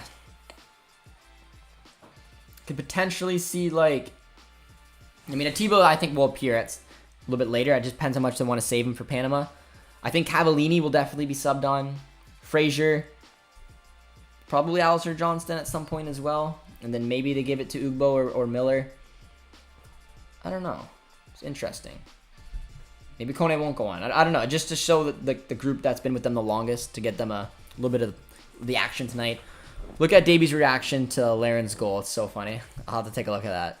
After 500 years, it's about time Canada is back in the picture. It's an emotional moment, my friends. It's just the beginning as well.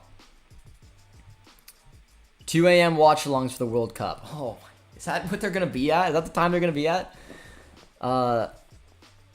I won't be going to Qatar. We'll celebrate here from home. However, enjoy the experience for all those who are going. From DD.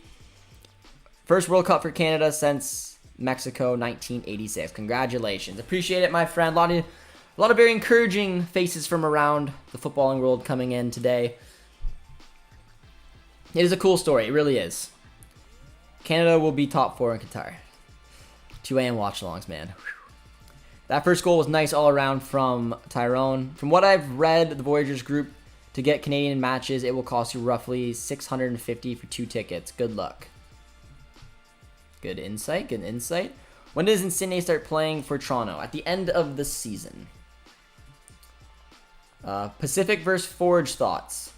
I am a big fan of Pacific. I was a fan of them last year. They were the team I think deserved to win. I was glad to see that they do. Obviously, with Forge picking up a couple of Pacific stars, I think if Bustos can stay healthy this year, Diaz up front, I think Pacific could still be in for a good season. I think Forge will probably be the best team again. Just given the resources that they have. They picked up Terran Campbell. I think is gonna have a big season as well. But I don't know. The team I enjoyed watching the most last year was Pacific, so I'm hoping to see them carry that on. But CPL is coming up as well, guys. So again, if anyone in the chat wants to join the Canucks Abroad Discord, it's in our chat, or it's in our description. There's a link to it. All CPL talk if you guys follow our leagues there, and of course head over to One Soccer if you guys want to subscribe to watch all of the matches. I hope they change the logo. The new Mexico logo looks so nice. I like Canada's logo. Going into this, I was hoping for a top 4 finish, and now we're on the brink of qualifying. Yeah, in my predictions, I put Canada in 4th. So, yeah, really undershot our boys there.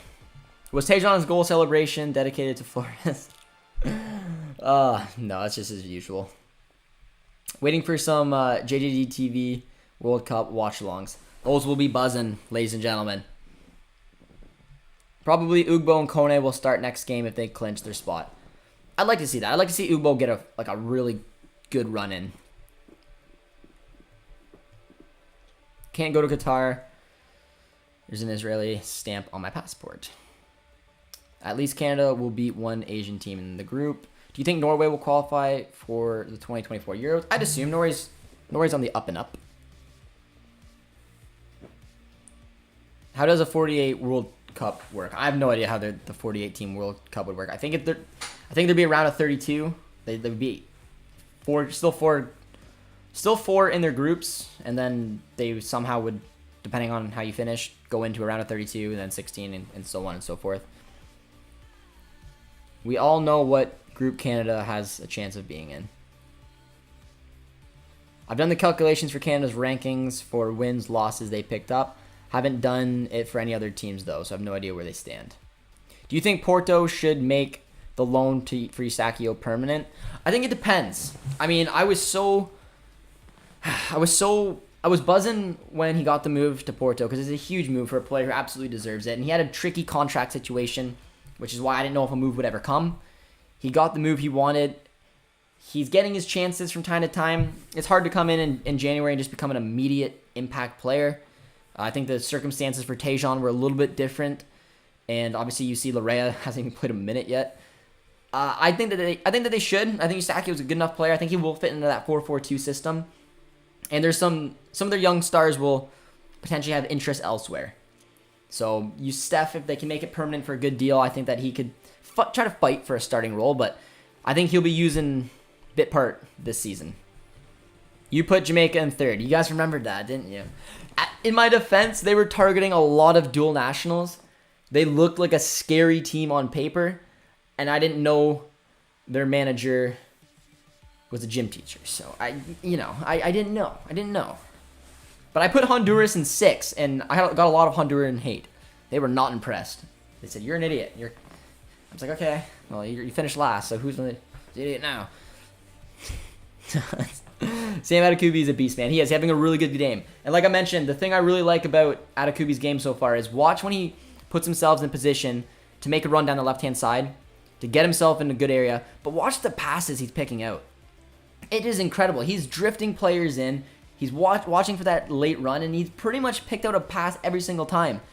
And if we had a little bit better finishing today, a little sharper around the edges, Atakubi could have had potentially 2 or 3 assists. Can't wait to see what the second half will be like. I can't wait to see the party, ladies and gentlemen. I'm going to let you guys pick our 5 takeaways towards the end of the game. And we'll get our week qualified. And whatever takeaways that we see, I think would be a fun one today. If Ethan Horvath was Canadian, would he start over Borjan? I don't think so. I think Borjan is a bit the better keeper, but it's I don't know. I think Horvath's an okay keeper. I don't know. I don't think he's anything special. And seeing what Borjan has done for this Canadian side, I'd probably say no. A little biased, maybe, but I think he's a better keeper. It's a lot easier to qualify for these guys compared to European different levels. It's not soccer. Got some Jamie Lee coming in, I think. Taking a shot at Canada, I can't really tell. It's a lot easier to qualify for these guys compared to European different levels. I disagree with that for a couple of reasons. I disagree for one, because did England not like go like almost 10-0-0 in their very, very easy World Cup qualifying group. Canada had to go through 3 separate rounds. They had to win basically 4 matches in a row, which they did, to go into the next round where they had to do a 2-legged affair against a difficult Haiti side, going to some very difficult places to play. And then they had to go into this grueling Ocho where they had to play and fight for a top 4 spot, and they clinch. I think CONCACAF can be a very difficult path where if you're England and gets put in an easy group because there's a ton of European nations, which means that there's a ton of poor nations, and you put up 10 against Lithuania, for example, which I don't remember. I could be wrong. Maybe England did go almost 10. I don't fully remember off the top of my head, but but to Jamie's point, I think it can get difficult when you get put in a group like Italy and Spain. How Spain and Italy got put together in the last World Cup. I mean, those 2 nations should be going favorites, but I mean, it is what it is. And then it goes into the playoff, and that's where Italy slipped. And then even today, Italy slipped. But I wouldn't say Europeans an easier path to qualification, in my opinion. Will you stream with Tact and Pete for the World Cup draw? I doubt it. I'll probably just do it on my channel, and they'll probably do it on, I guess, one of theirs. But that will be a fun stream, guys. But second half is going to be close to coming underway. If you guys have just joined us, we're at 146 likes. So 200 is how we're going to try to end it, but 150 is the nearest goal. Before kickoff happens, if Canada wins today, they're almost guaranteed to take first place. No, I think they are guaranteed. I think it goes, unless I'm mistaken, guys, and you can correct me, pretty sure it goes head-to-head. So even if Canada wins or loses the next game and Mexico and the U.S. win both of theirs, and they're all tied in points, we have the head-to-head on both Mexico and U.S. So I think, but maybe I'm wrong. I don't 100% know. Maybe in a 3-way tie, I guess maybe we'll go to, I don't know. I'd say this clinches us the Ocho. Canada ladies versus Nigeria and BC place. We're almost finishing first place because we're probably going to score even more goals in the second half. Sorry I'm late. Working on draft stuff, but go Canada. Chris, how you doing, my friend? Canada's going to do better than Panama did in 2018. I think most would agree when you'd rather have to qualify through England's path than Canada's. I'd say so too.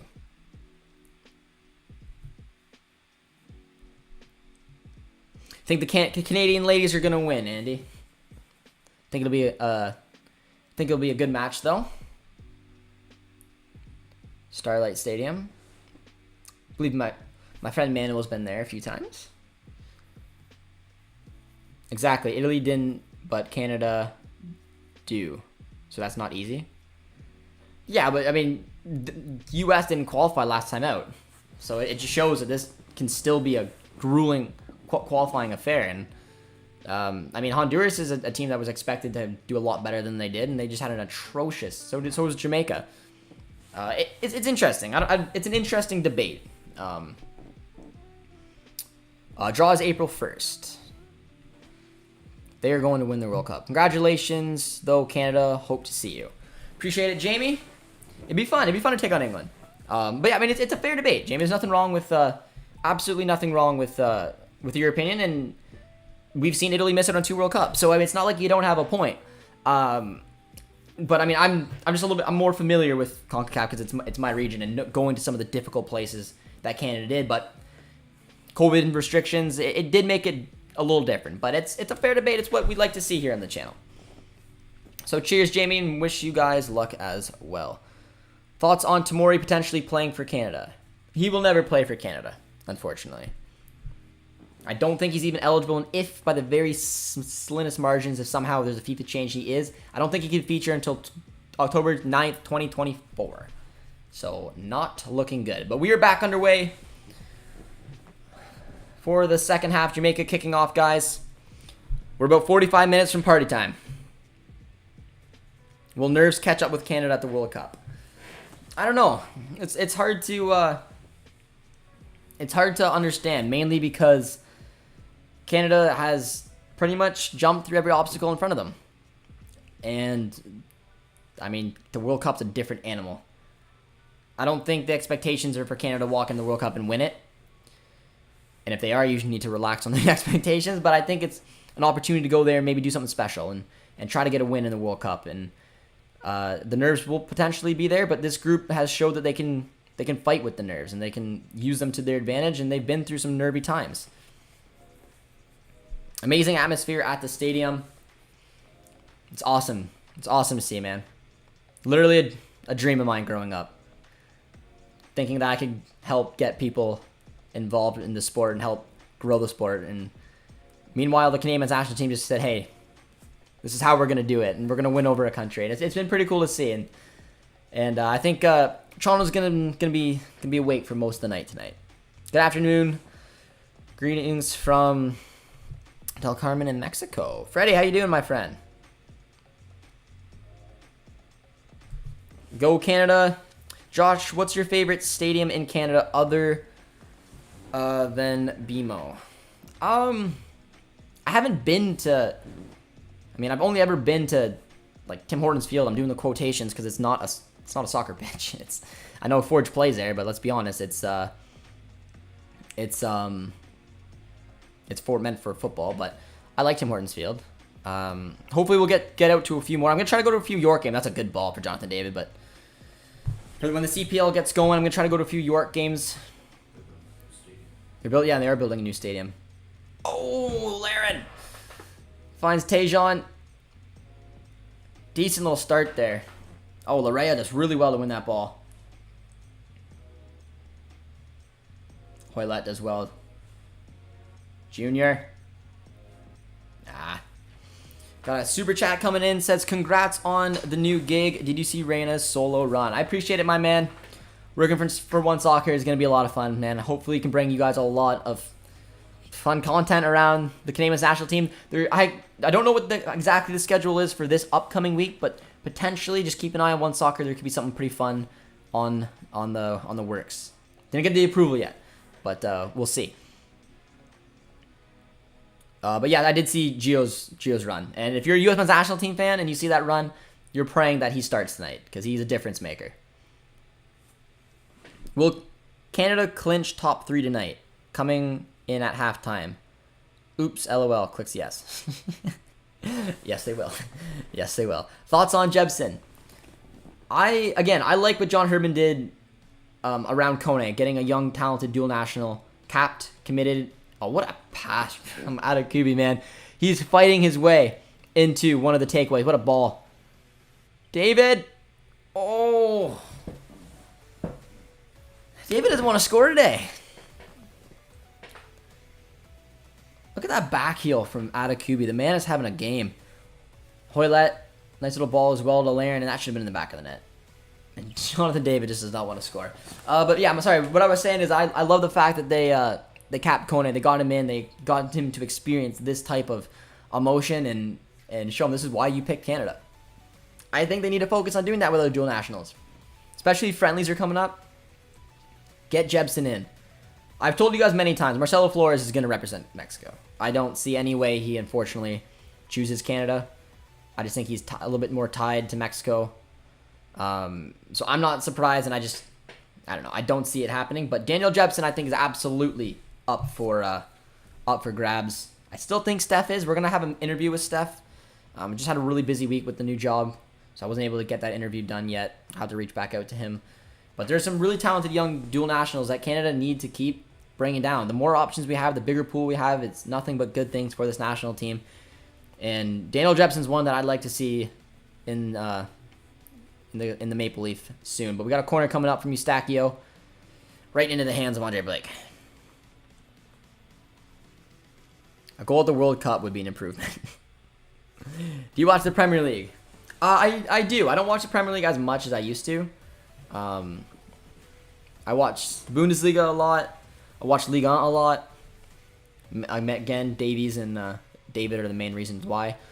Watch a lot of the Turkish league and then a lot of MLS. CPL starting back up, so I'll be watching pretty much every one of those matches I can. But But yeah, I mean, I do watch the Prem. If I'm not doing anything and there's a nice derby on of some sort, I will get into that. But let me know what let me know what your guys' favorite stadium is in Canada. If you've been to more than them.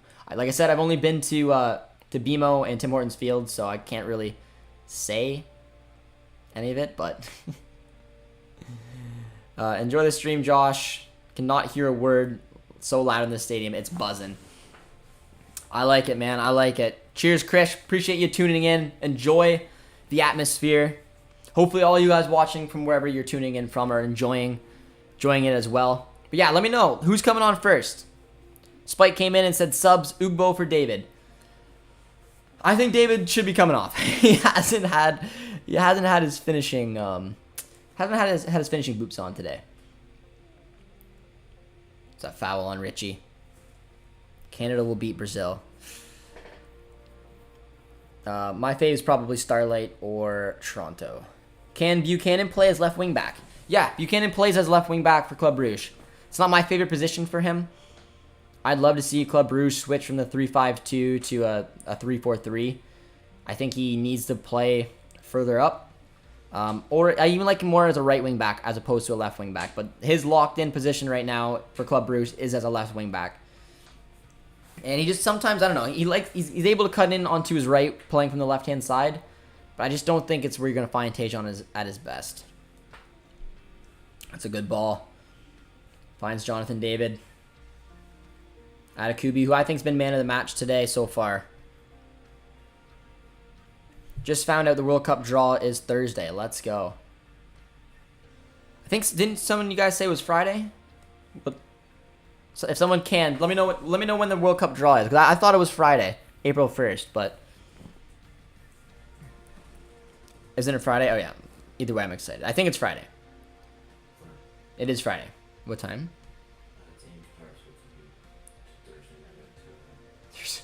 Oh God. Josh, can you see Maxime Crépeau when starting instead of Borjan? That's interesting. Again, I don't know. It's gonna depend on what's there to play for. If because there's again we're topping the Ocho right now. We're going to Qatar, but there's still that opportunity of pot 3. So depending on how the results happen, I could still see a strong, with a couple changes, but a strong starting 11 versus Panama. Now if pot 3 is completely ruled out, we've already locked up top spot.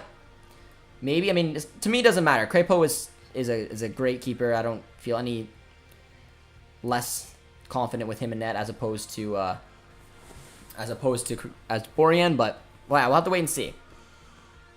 I think it's at 1 p.m. Eastern time. That would be an excellent time if that's true.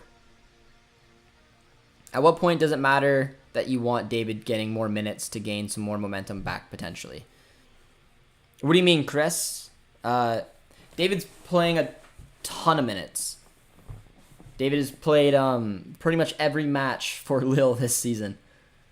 Even through his rough patch of 7 games out of goal, he's been starting. He's had a ton of minutes for club and for country. Lele comes in with the super chat. Says, "Let there be history." Appreciate the super chat, Lele. We're close to it, guys. We're close to history. Unless there's a collapse of epic proportion, Canada is chilling here. We got a free kick coming up. Hoylett and Eustachio over it.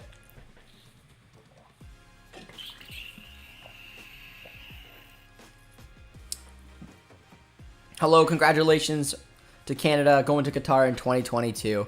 Appreciate it, my friend. Pretty cool moment for Canadian soccer landscape. And here comes Hoylett. Oh, going for distance.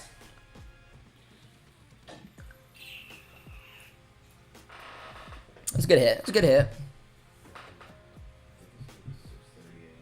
6:30 a.m.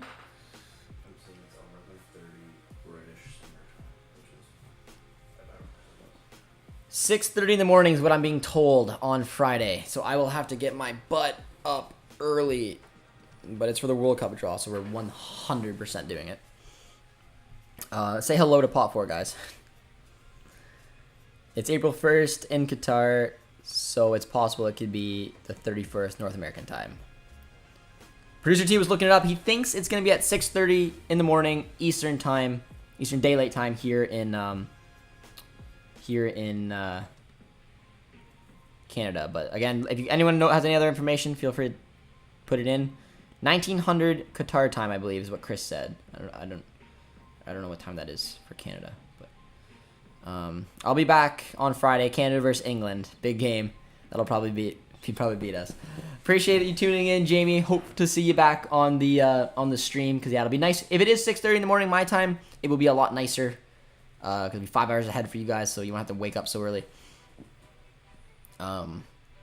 Likely a poor World Cup draw. Looking at the group of death. Hey, again, credit to the U.S. when they were in the World Cup and they were in the group of death, and Costa Rica. There's history of CONCACAF nations being in very difficult groups and fighting their way out. Doesn't mean it's gonna happen, but there is proof of it. That Italy, England, and Uruguay group with Costa Rica. Costa Rica and Uruguay made it out, and then Italy and England got knocked out. So that was a tough group. U.S. got out of a really tough group as well. Friend, you the first time Canada in the World Cup. You happy? Buzzing for the sport in this country. Buzzing because I just don't know what it's gonna look like. We've never experienced in my lifetime, and it's been awesome to be a part of it. Excited to be working for One Soccer and hopefully have some cool opportunities to do some awesome content for you guys coming up. And then of course all the support you guys have shown on the channel. It's been quite the year, man. It's been quite the year. Josh, thoughts on Crépeau's move to LAFC? I liked it. I know a lot of Vancouver Whitecaps fans were bummed out, but Hassall is a good enough keeper to be a starter at the MLS level. He's proved it already for the Whitecaps so far. Crépeau went to an LAFC team that did a complete makeover. New manager, new era basically.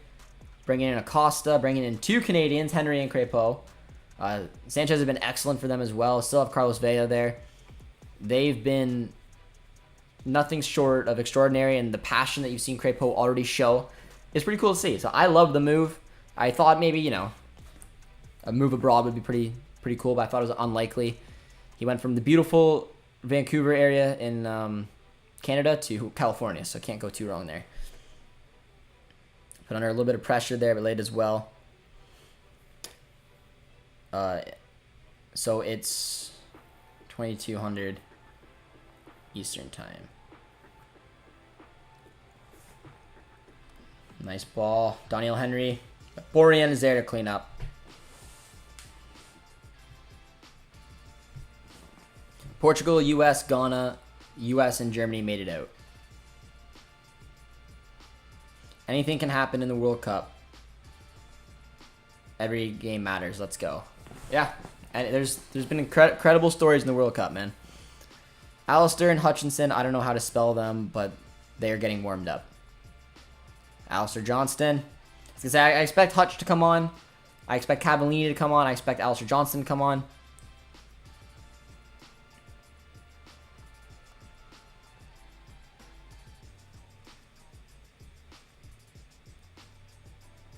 All the promos in 14 said, they say this is the group of death. Yeah, it makes sense because we're in it. Nah, tough ball there from Matakubi. As a U.S. men's national team fan, we had prime Portugal, Germany, and Ghana and still made it through, and then lost to De Bruyne in extra time. This Canada team is better than the 2014 U.S. team, I think.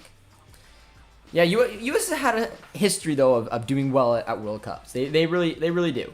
They are the CONCACAF nation who's made it the furthest in the World Cup. They beat Mexico to head to a quarterfinal appearance.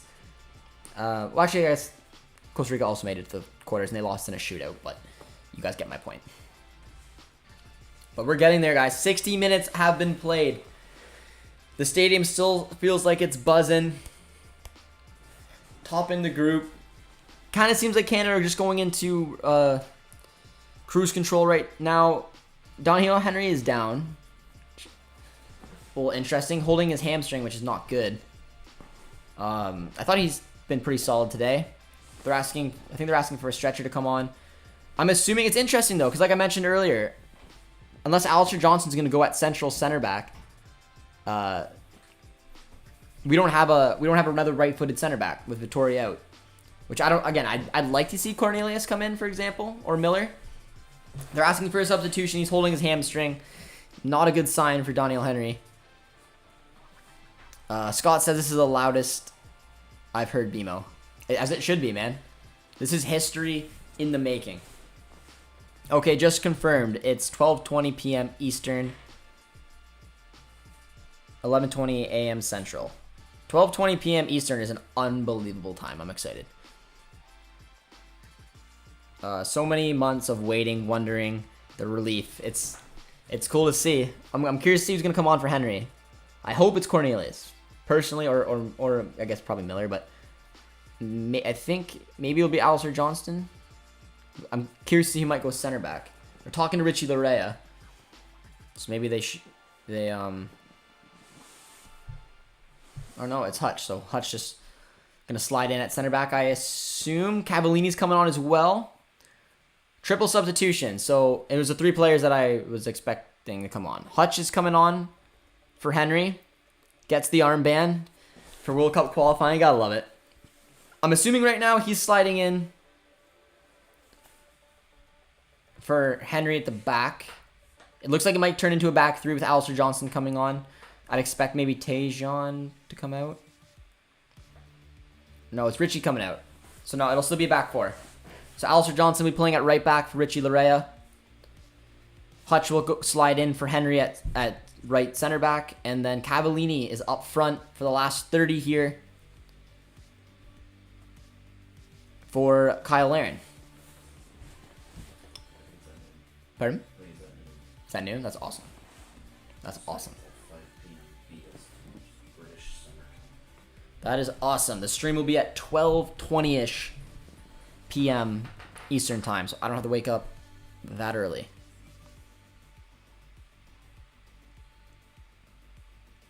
How does the World Cup draw work with the interconfederational teams?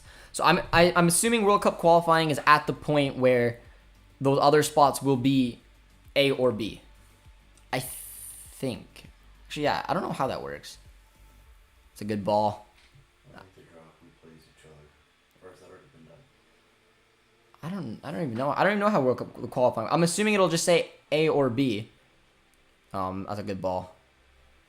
Because the European teams will be A or B, and they're the only ones. They're the ones who can be drawn with each other. Yeah, it's interesting. But I'm assuming it'll, for example, it will say winner of interconfederational game A, and it'll be either the Australia versus Colombia one. I don't know. It's interesting. We'll have to wait and see. Plus Ukraine's group winner. Yeah, and that one was debated as well. But they're European ones. It's just the one thing about World Cups is like you can't have 2 CONCACAF nations in the same group. So I'm assuming when they're drawing, and this makes it kind of weird. Oh, nicely done from Cavallini. It's a good... Tyrone says, yo, my coach... Tyrone says, yo, my coach played with Hutch. Yep, as 20 minutes away from me where my buddy is living, he's coached by Ian Hume. I know some of you guys on the channel should definitely know who that is. But he's coaching a men's team in Woodstock, Ontario. Ian Hume, playing over in India, had quite the career. And my coach's brother also played for Team Canada, Ian Hume. Oh, who's your other coach, Tyrone? I thought you were talking about Ian Hume. Costa Rica's turning into a great story. It is. That's why I kind of want to see them. It's kind of why I want to see them qualify. Does one soccer work in other countries? I don't believe so. You know that, Taylor? I don't think so. Oh, they did? Yeah, North America, or CONCACAF plays Oceania.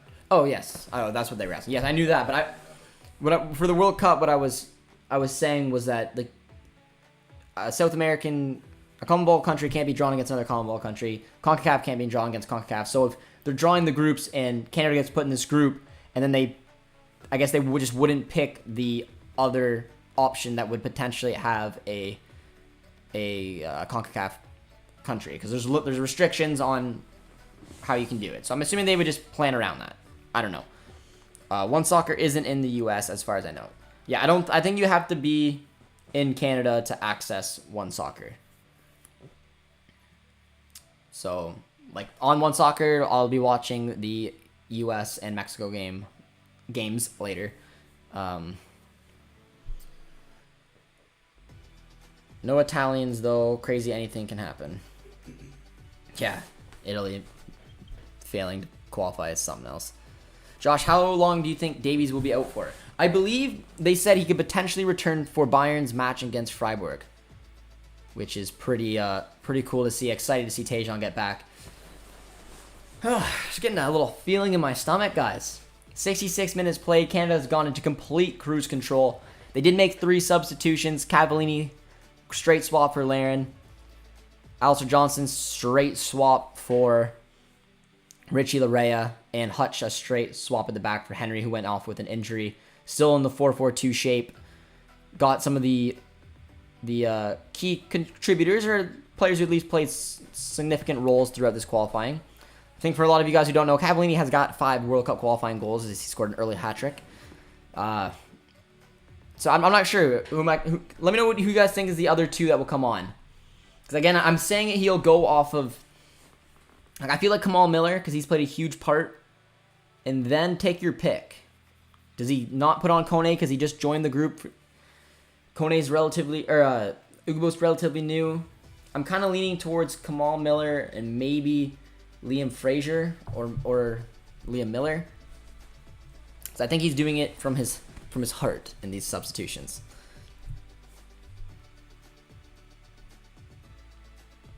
Go Canada. Hi Josh. I should have been in BMO Field, but the tickets were sold out in hours.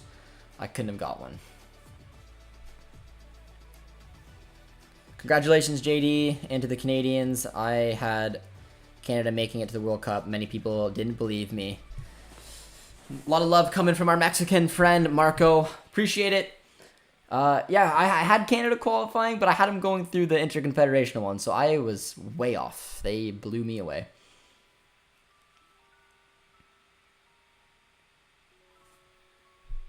Come on, my Canadians. Kone and Kamal.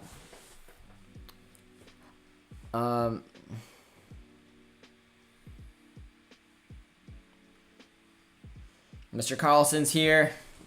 Says, come on, my Canadian friends. My Montreal bros are in the field saying it's freaking epic. Yeah. Yeah, we had an opportunity to go. Maybe we should have taken it. But hopefully there'll be some more exciting ones to come. But I can imagine what this atmosphere is going to be like.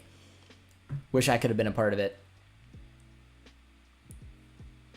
But I'm excited to be here with you guys, live streaming it and getting. This is how we started World Cup qualifying, live streaming the match, chatting with all you guys when we took on Bermuda. So it almost feels right. This is how we should end it.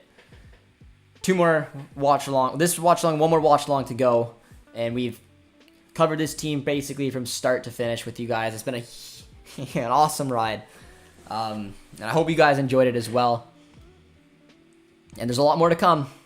So subscribe to the channel. Subscribe to One Soccer as well, as you'll be seeing me over there, and that's how you're gonna watch all the fun stuff. So it was Stu Hume when he was playing for Woodstock. I'm now at Guelph. The Woodstock team looks proper good. Wish I was there though. Hey from London, England. Can't wait to fly to Qatar. Cheers, my man. Hope you're doing well. Kone will come on before Miller. Like I said, I just feel like the way the substitutions are going today, I feel like Herdman is doing it off of who's been there with him.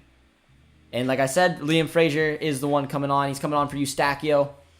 And I feel like if you're looking at the bench, the other player who had the biggest impact would be Miller. So I'd expect him to maybe pop on for Kennedy. And those would be my 5 substitutions. If I was looking at the bench when it comes to John Herdman in terms of who's been with this team for the ride, obviously Alistair Johnson would be coming on. Kamal Miller would be coming on. Cavallini.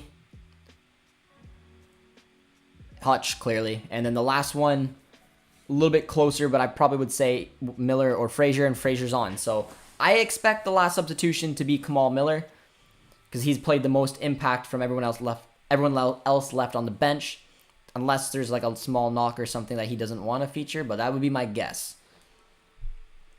But yeah, Osorio comes out, Frazier comes in, a little bit more defensive to shape up this 4-4-2, makes total sense. Every substitution basically has been one like for like.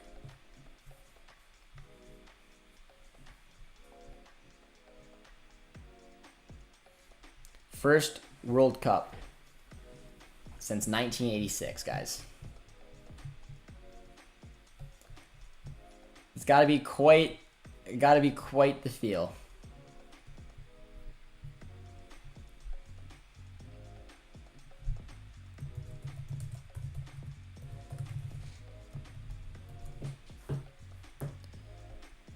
Miller is cool, so I wouldn't care. It's again, we talk about the brotherhood that John Herman brings to this group, and he proves it. He rewards players who've been with him along the ride, and it's something that you just have to respect and love about John Herman. Cavallini, even through the toughest time with the Whitecaps last year, where you were wondering why he was getting called in, because it clearly wasn't off of form, but he brings something that Herman loves. He's been with this national team for a long time, and he's, like I said, he scored 5 goals in World Cup qualifying. He has his roles. He's the first sub of the day. That's a good ball, but it's cool to see. It's cool to see, and this is the type of things that Herman does. That's why, like I said, I expect the last substitution, bearing that Kamal Miller is good to go, to be Kamal Miller. Costa Rica just scored 1-0. Damn. I'm going to take a look at the other games. Forgot what times that they were at. Oh, El Salvador just scored as well. That was quick. They scored like 30 seconds later. My footmob says 1-1 between El Salvador and Costa Rica.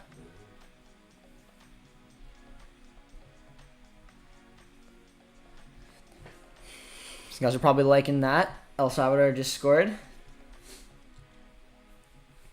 Josh, thoughts on the World Cup balls? I'm going to take another quick look at it.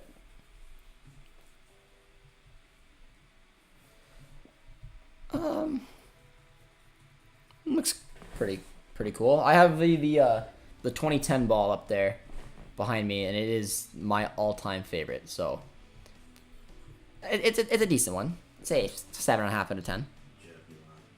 Yeah.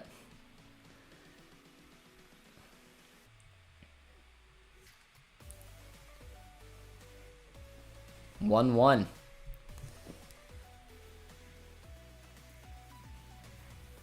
From the restart, almost immediately. That game will be interesting to keep an eye on. But here comes Jamaica. They haven't had many opportunities, and they're still not going to get one.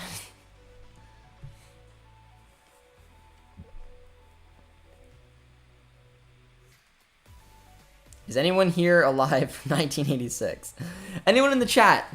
Anyone in the chat remember Canada qualifying in 86, or how the World Cup went for them? I obviously wasn't alive, but let me know in the chat. Any of you long-term Canadian soccer fans that just get to see what this rise looked like. Not as hyped as the 2018 World Cup ball, not gonna lie. That's fair. That's fair. It's an okay. It's not the greatest thing I've ever seen. But Canada's sitting back a little bit now, allowing Jamaica to actually have some of the ball. Morrison coming so deep to pick it up. Jamaica just doesn't have really any outlet. They don't know what they're doing in possession. Got put under a little bit of pressure.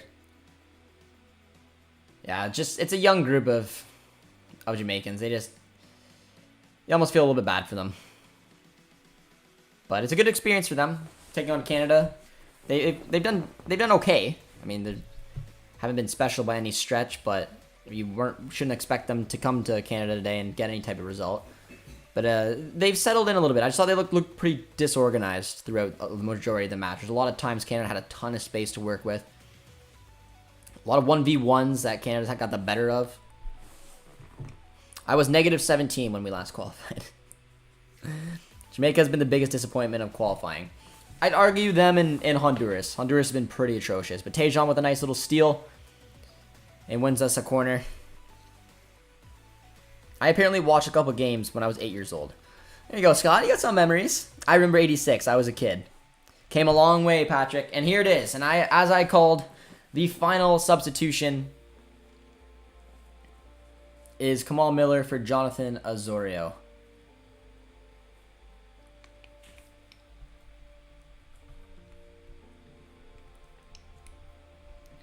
And that's those are the 5 guys that I would have said are going to come on for this moment. The ones who played the most.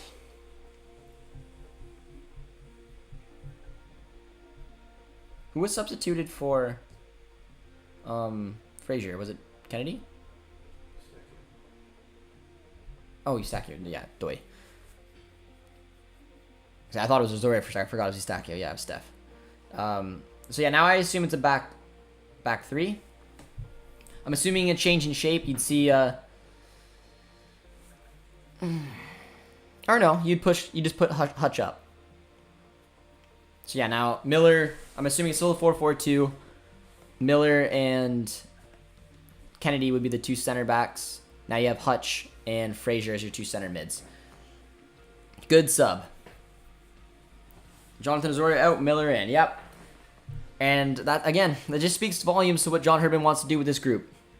He knows how special this qualifying is. He wants to reward the people who've been with him there the longest.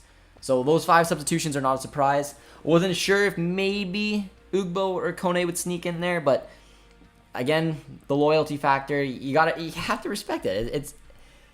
It's pretty cool to see. A big part of this group still on the pitch, and are going to be able to celebrate and play a part when Canada make history here tonight. Osorio's legs were gone. In 86, most Canadians didn't give a damn, just us ones from Europe. And this is a special moment, man. A lot of hype around Canada. They've done pretty incredible things. And they're 13 minutes away. Went into complete cruise control here at 2-0. Haven't had a ton of opportunities.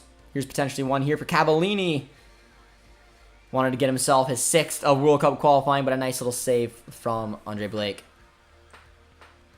I DM'd Kamal Miller and told him I bought him in career mode, and he liked my message. What a guy. That's fair, Kamal Miller. Speedy Williams on it. Jamaica scores, my prediction was right. I said 2-0. JD said 2-1 in our preview video. Gotta get Rogelio on the channel as well for our Panama preview coming up. Friend of the CONCACAF Council, which returns after this window. I'm not sure when Pete's gonna want us to record it. But this is it, man. Final 12. And we get to see history, man. I can't wait to see the crowd. Looks electric. Doesn't look like these guys have stopped cheering for the entire 90, man.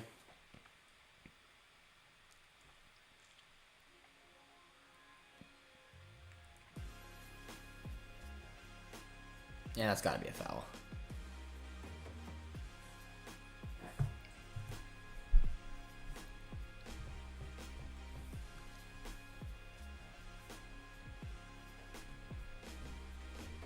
Take a look at Jamaica's bench quickly. See, I don't think that there's anyone of note really on that bench I remembered seeing.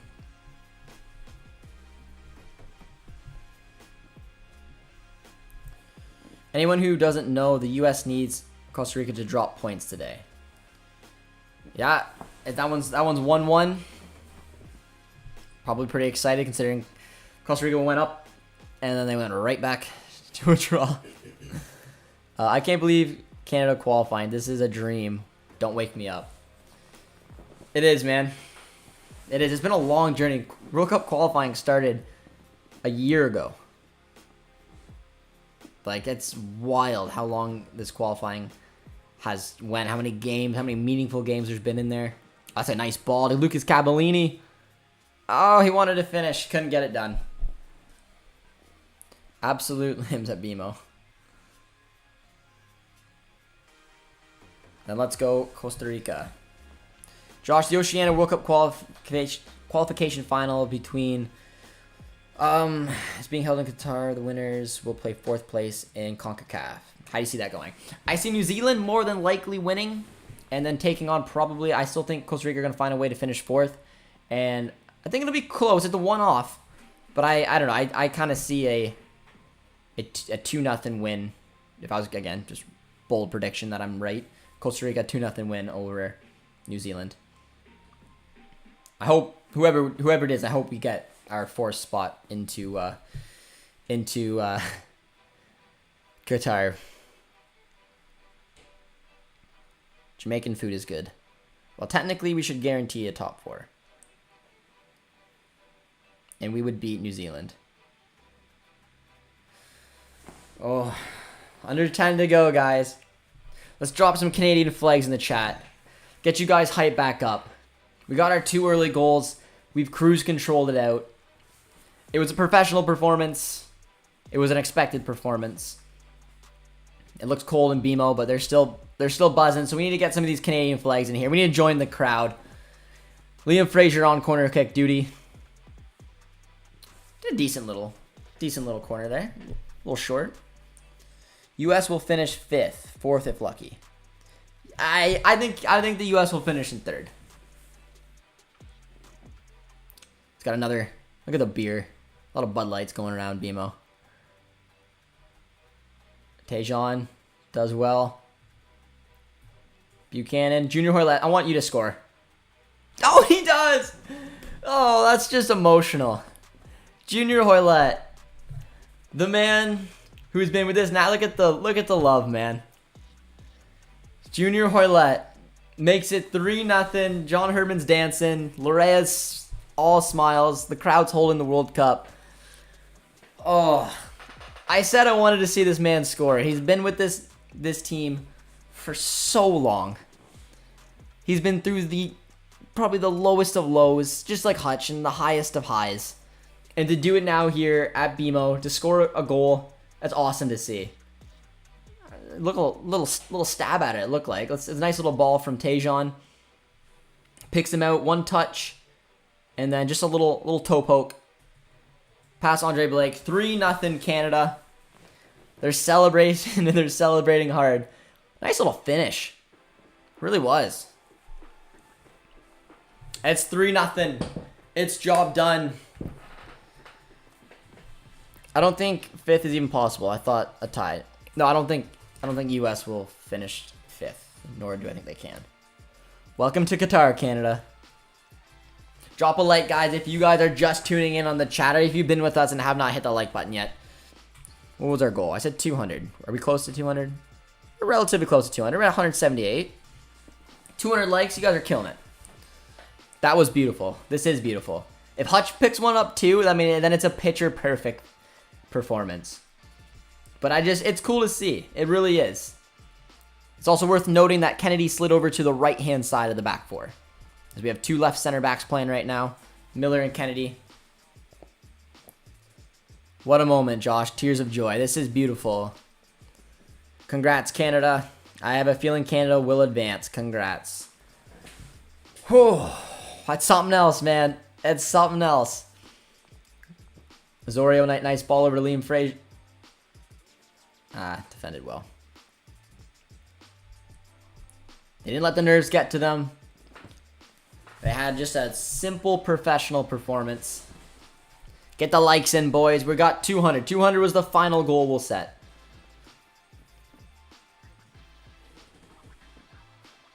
Beautiful moment.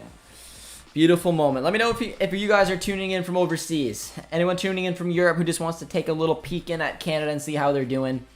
Because Canada definitely is putting the world on notice.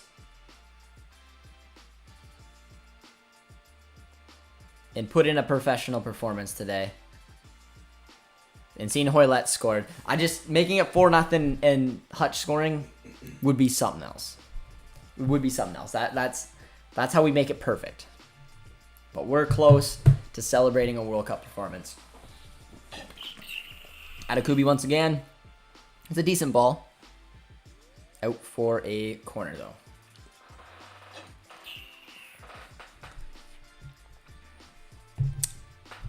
So right now, Gatorade performance of the match went to Tajon Buchanan. Picked up a goal and I believe an assist, maybe 2 assists. I can't remember off the top of my head. Congrats, good for Kennedy. It's nice to see that. Yeah, we have, like I said, 3 very capable, talented left-footed center backs. So it was cool to see one of them slide over to the right and get some minutes in there to show that hopefully, hey, I can do this in case we're stuck. Atakubi's like, hey, here we go. Good game for Kennedy. It was nice to see. Imagine 3-4 at the end of the game. What a team. Great showing. It's been a long time coming, guys. And it's wrapping up. The crowd is still buzzing. You can see the shots of the players, the coaching staff, just all smiles. I'm excited to see the celebration at the end of this one. I need Hutch to score a goal. Revel in the celebration, Josh. Here comes Jonathan David. Finds Cavallini. Nice to see Cavallini maybe pop one in as well. Deep ball. Blake collects. Smacks off the post. Yeah, supporting Canada from London. Best wishes from almighty Tottenham Hotspur. The Spurs and celebrating and cheering with you guys into Qatar. I was born and raised in Canada. I was 5 in '86, so Canada making the World Cup is the highlight of my Canadian life. Very cool, man. Very cool. Yeah, my grandparents, great-grandparents, parents, myself. I mean, I'm Canadian to the core, so it's pretty cool to see this this rise, man. Just couldn't experience the last year. I appreciate you guys tuning in along the way. And there's going to be a lot more to come over on One Soccer, here on JJD TV, and in Qatar 2022. You guys have been awesome. A lot of you have been along for us for the majority of the ride here. And they're almost towards the 90. Crack a cold one, Josh. I got a cold Bush Light in the fridge. That's the beer that we had for today. Don't have the Molson Canadian. The way Alfonso is celebrating and screaming on his live stream is good to see. It's wild, man. I can't believe we're qualifying for the World Cup. Cavallini with one other one and into the own net. Don't even know how to celebrate that one. That was just, who had the Jamaican own goal, man. Atakubi deserves that. He's been unreal all game long. I think that was a very, very avoidable one. Herdman's kind of laughing. He's like, we didn't need that one. But 4-0. Someone in the chat put Jamaican own goal, and that's as much of an own goal as you're gonna see. Wasn't even a good cross. Out of all the crosses that Atakubi put in all day long, he was putting in peaches that should have been finished off. He puts in that stinker of a cross, and it goes in. Oh, that's tough. That's tough for Jamaica, man. But it's 4-0. It's been Canada running riot today. Borjan's pumped. Herdman's pumped. You almost gotta feel a little bit bad though for Jamaica there, but that's all right. We're all smiles here. 4-0 Canada going to a World Cup. William says I called the own goal. Oh, that's funny. The own goal's not sending us to Qatar. Technically, no one is because the draw would have sent us, but Kyle Laren's got the game-winning goal. This is incredible. Go Canada. They have another opportunity coming in here. Jonathan David. Tajon Buchanan. Oh, nice save. Unbelievable forecast by someone. Own goal Jamaica. It really was, man. It was impressive. It was impressive. Oh, we're at 199 likes, boys. You guys are still with us. We are there. It is going into the 90th minute right now. The scenes at BMO are incredible. Get your Canada flags in the chat. We got Anthony saying the 200th likes from me. We hit our target. But if you're just joining us, be sure to drop a like and drop a sub if you guys have not subscribed to the channel. Always appreciated. And there it is. They didn't even play a single minute. Canada has qualified for Qatar 2022. The Canada flags are coming in. The celebrations are coming in. I'm going to put this on low volume. One Soccer, don't copyright me. Hoylett is all smiles, man. What a journey. Get the flags in the chat. 4-0 win. Atakubi looks like he's almost in tears. We are heading to the World Cup. The fans look wild. Look at the Canada flags. Junior Hoylett scored as well, which I think is just fantastic today. Hoylett gives him a Canada flag to go on.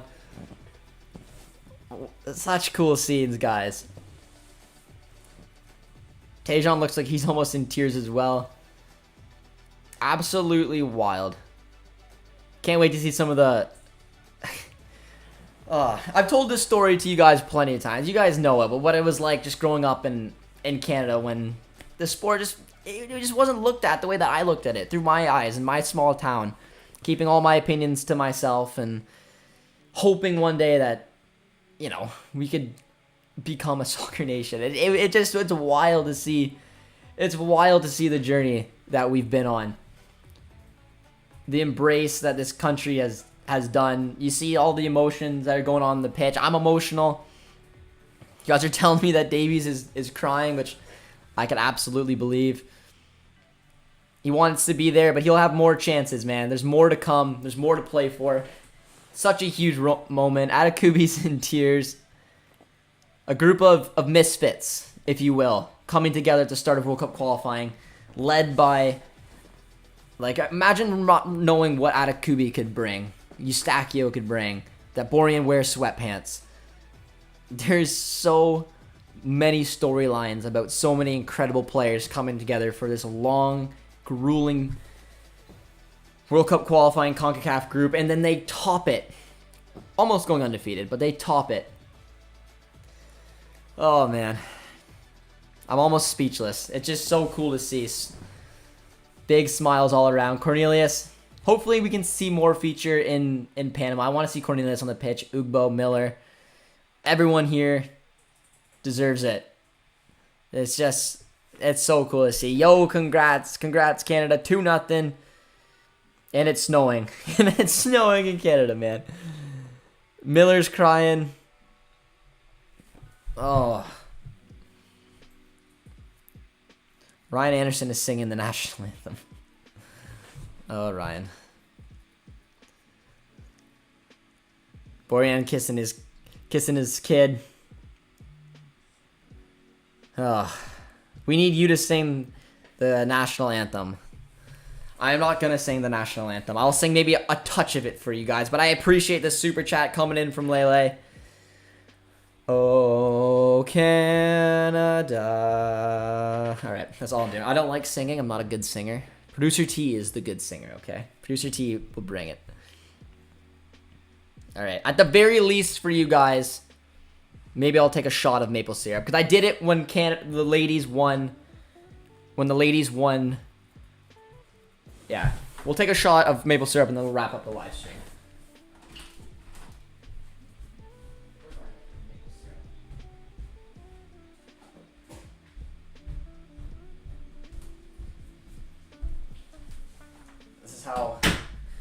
This is how we do it. So everyone can get a good look at the Rude Canadians. I won't sing you guys the entire anthem, but if that doesn't look like a good drink, like that is liquidy, man. I appreciate you guys being with us. Producer T and I have come a long way since started this channel, getting the jobs at One Soccer, watching Canada become what they are now. We're going to Qatar. I salute you guys the most Canadian way I possibly could. Cheers. That was liquidy. That was real. That was, I took a big sip of that. That's 100% pure maple syrup. From our sponsors from today's, I'm kidding. That was there. But alright, guys. I appreciate it. You guys have been fantastic. The scenes, once again, are unbelievable. We have 5 takeaways to do. So if you guys want to get your thoughts and opinions in for the 5 takeaways, put in your biggest takeaway, and we will get that video up for you guys as well. Oh, man. You guys laugh, but Josh is a diabetic. Josh is not a diabetic. Josh is not a diabetic, but he did just slam a nice sip of maple syrup for you guys. I did it for the women's when we won gold. I did it now. It's the tradition. So the next big time, it's up for grabs. But look at the pictures. Look at the boys getting together. There's a lot of Canadian flags at BMO, man. All right. That's something else. Kyle Laren started a live video. We did it. Congrats. Going to get your scotch. That's a nice little touch as well. Thanks a lot, Josh. BMO is a fortress. Go Canada. The drum is there. Jonathan Osorio with it. A lot of amazing faces in this team. But all right, guys, we're going to wrap this up and we're going to get our 5 takeaways video out for you guys. So I appreciate you guys tuning in as always. There's some other CONCACAF nations to keep an eye on tonight. But the final question of the day will go to Michael. Josh, would you say is the highlight since you've been doing the podcast or the women's winning the Olympic gold medal? I mean, the Olympic gold medal was emotional. I don't know. That was an amazing feeling, and this feeling right now, they're both beautiful. They're both beautiful. Getting over that hump and getting the ladies a gold, and then watching Jonathan Osorio right now with the shushing everyone in the stadium, and they're doing the clap.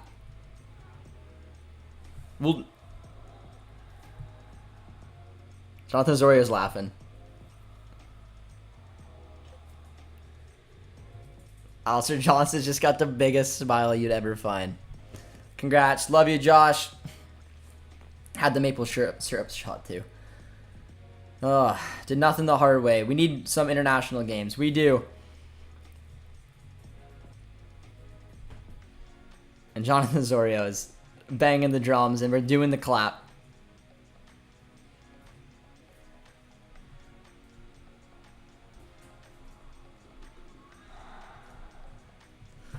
Would have been pretty cool to be at, guys. It would have been pretty cool to be at.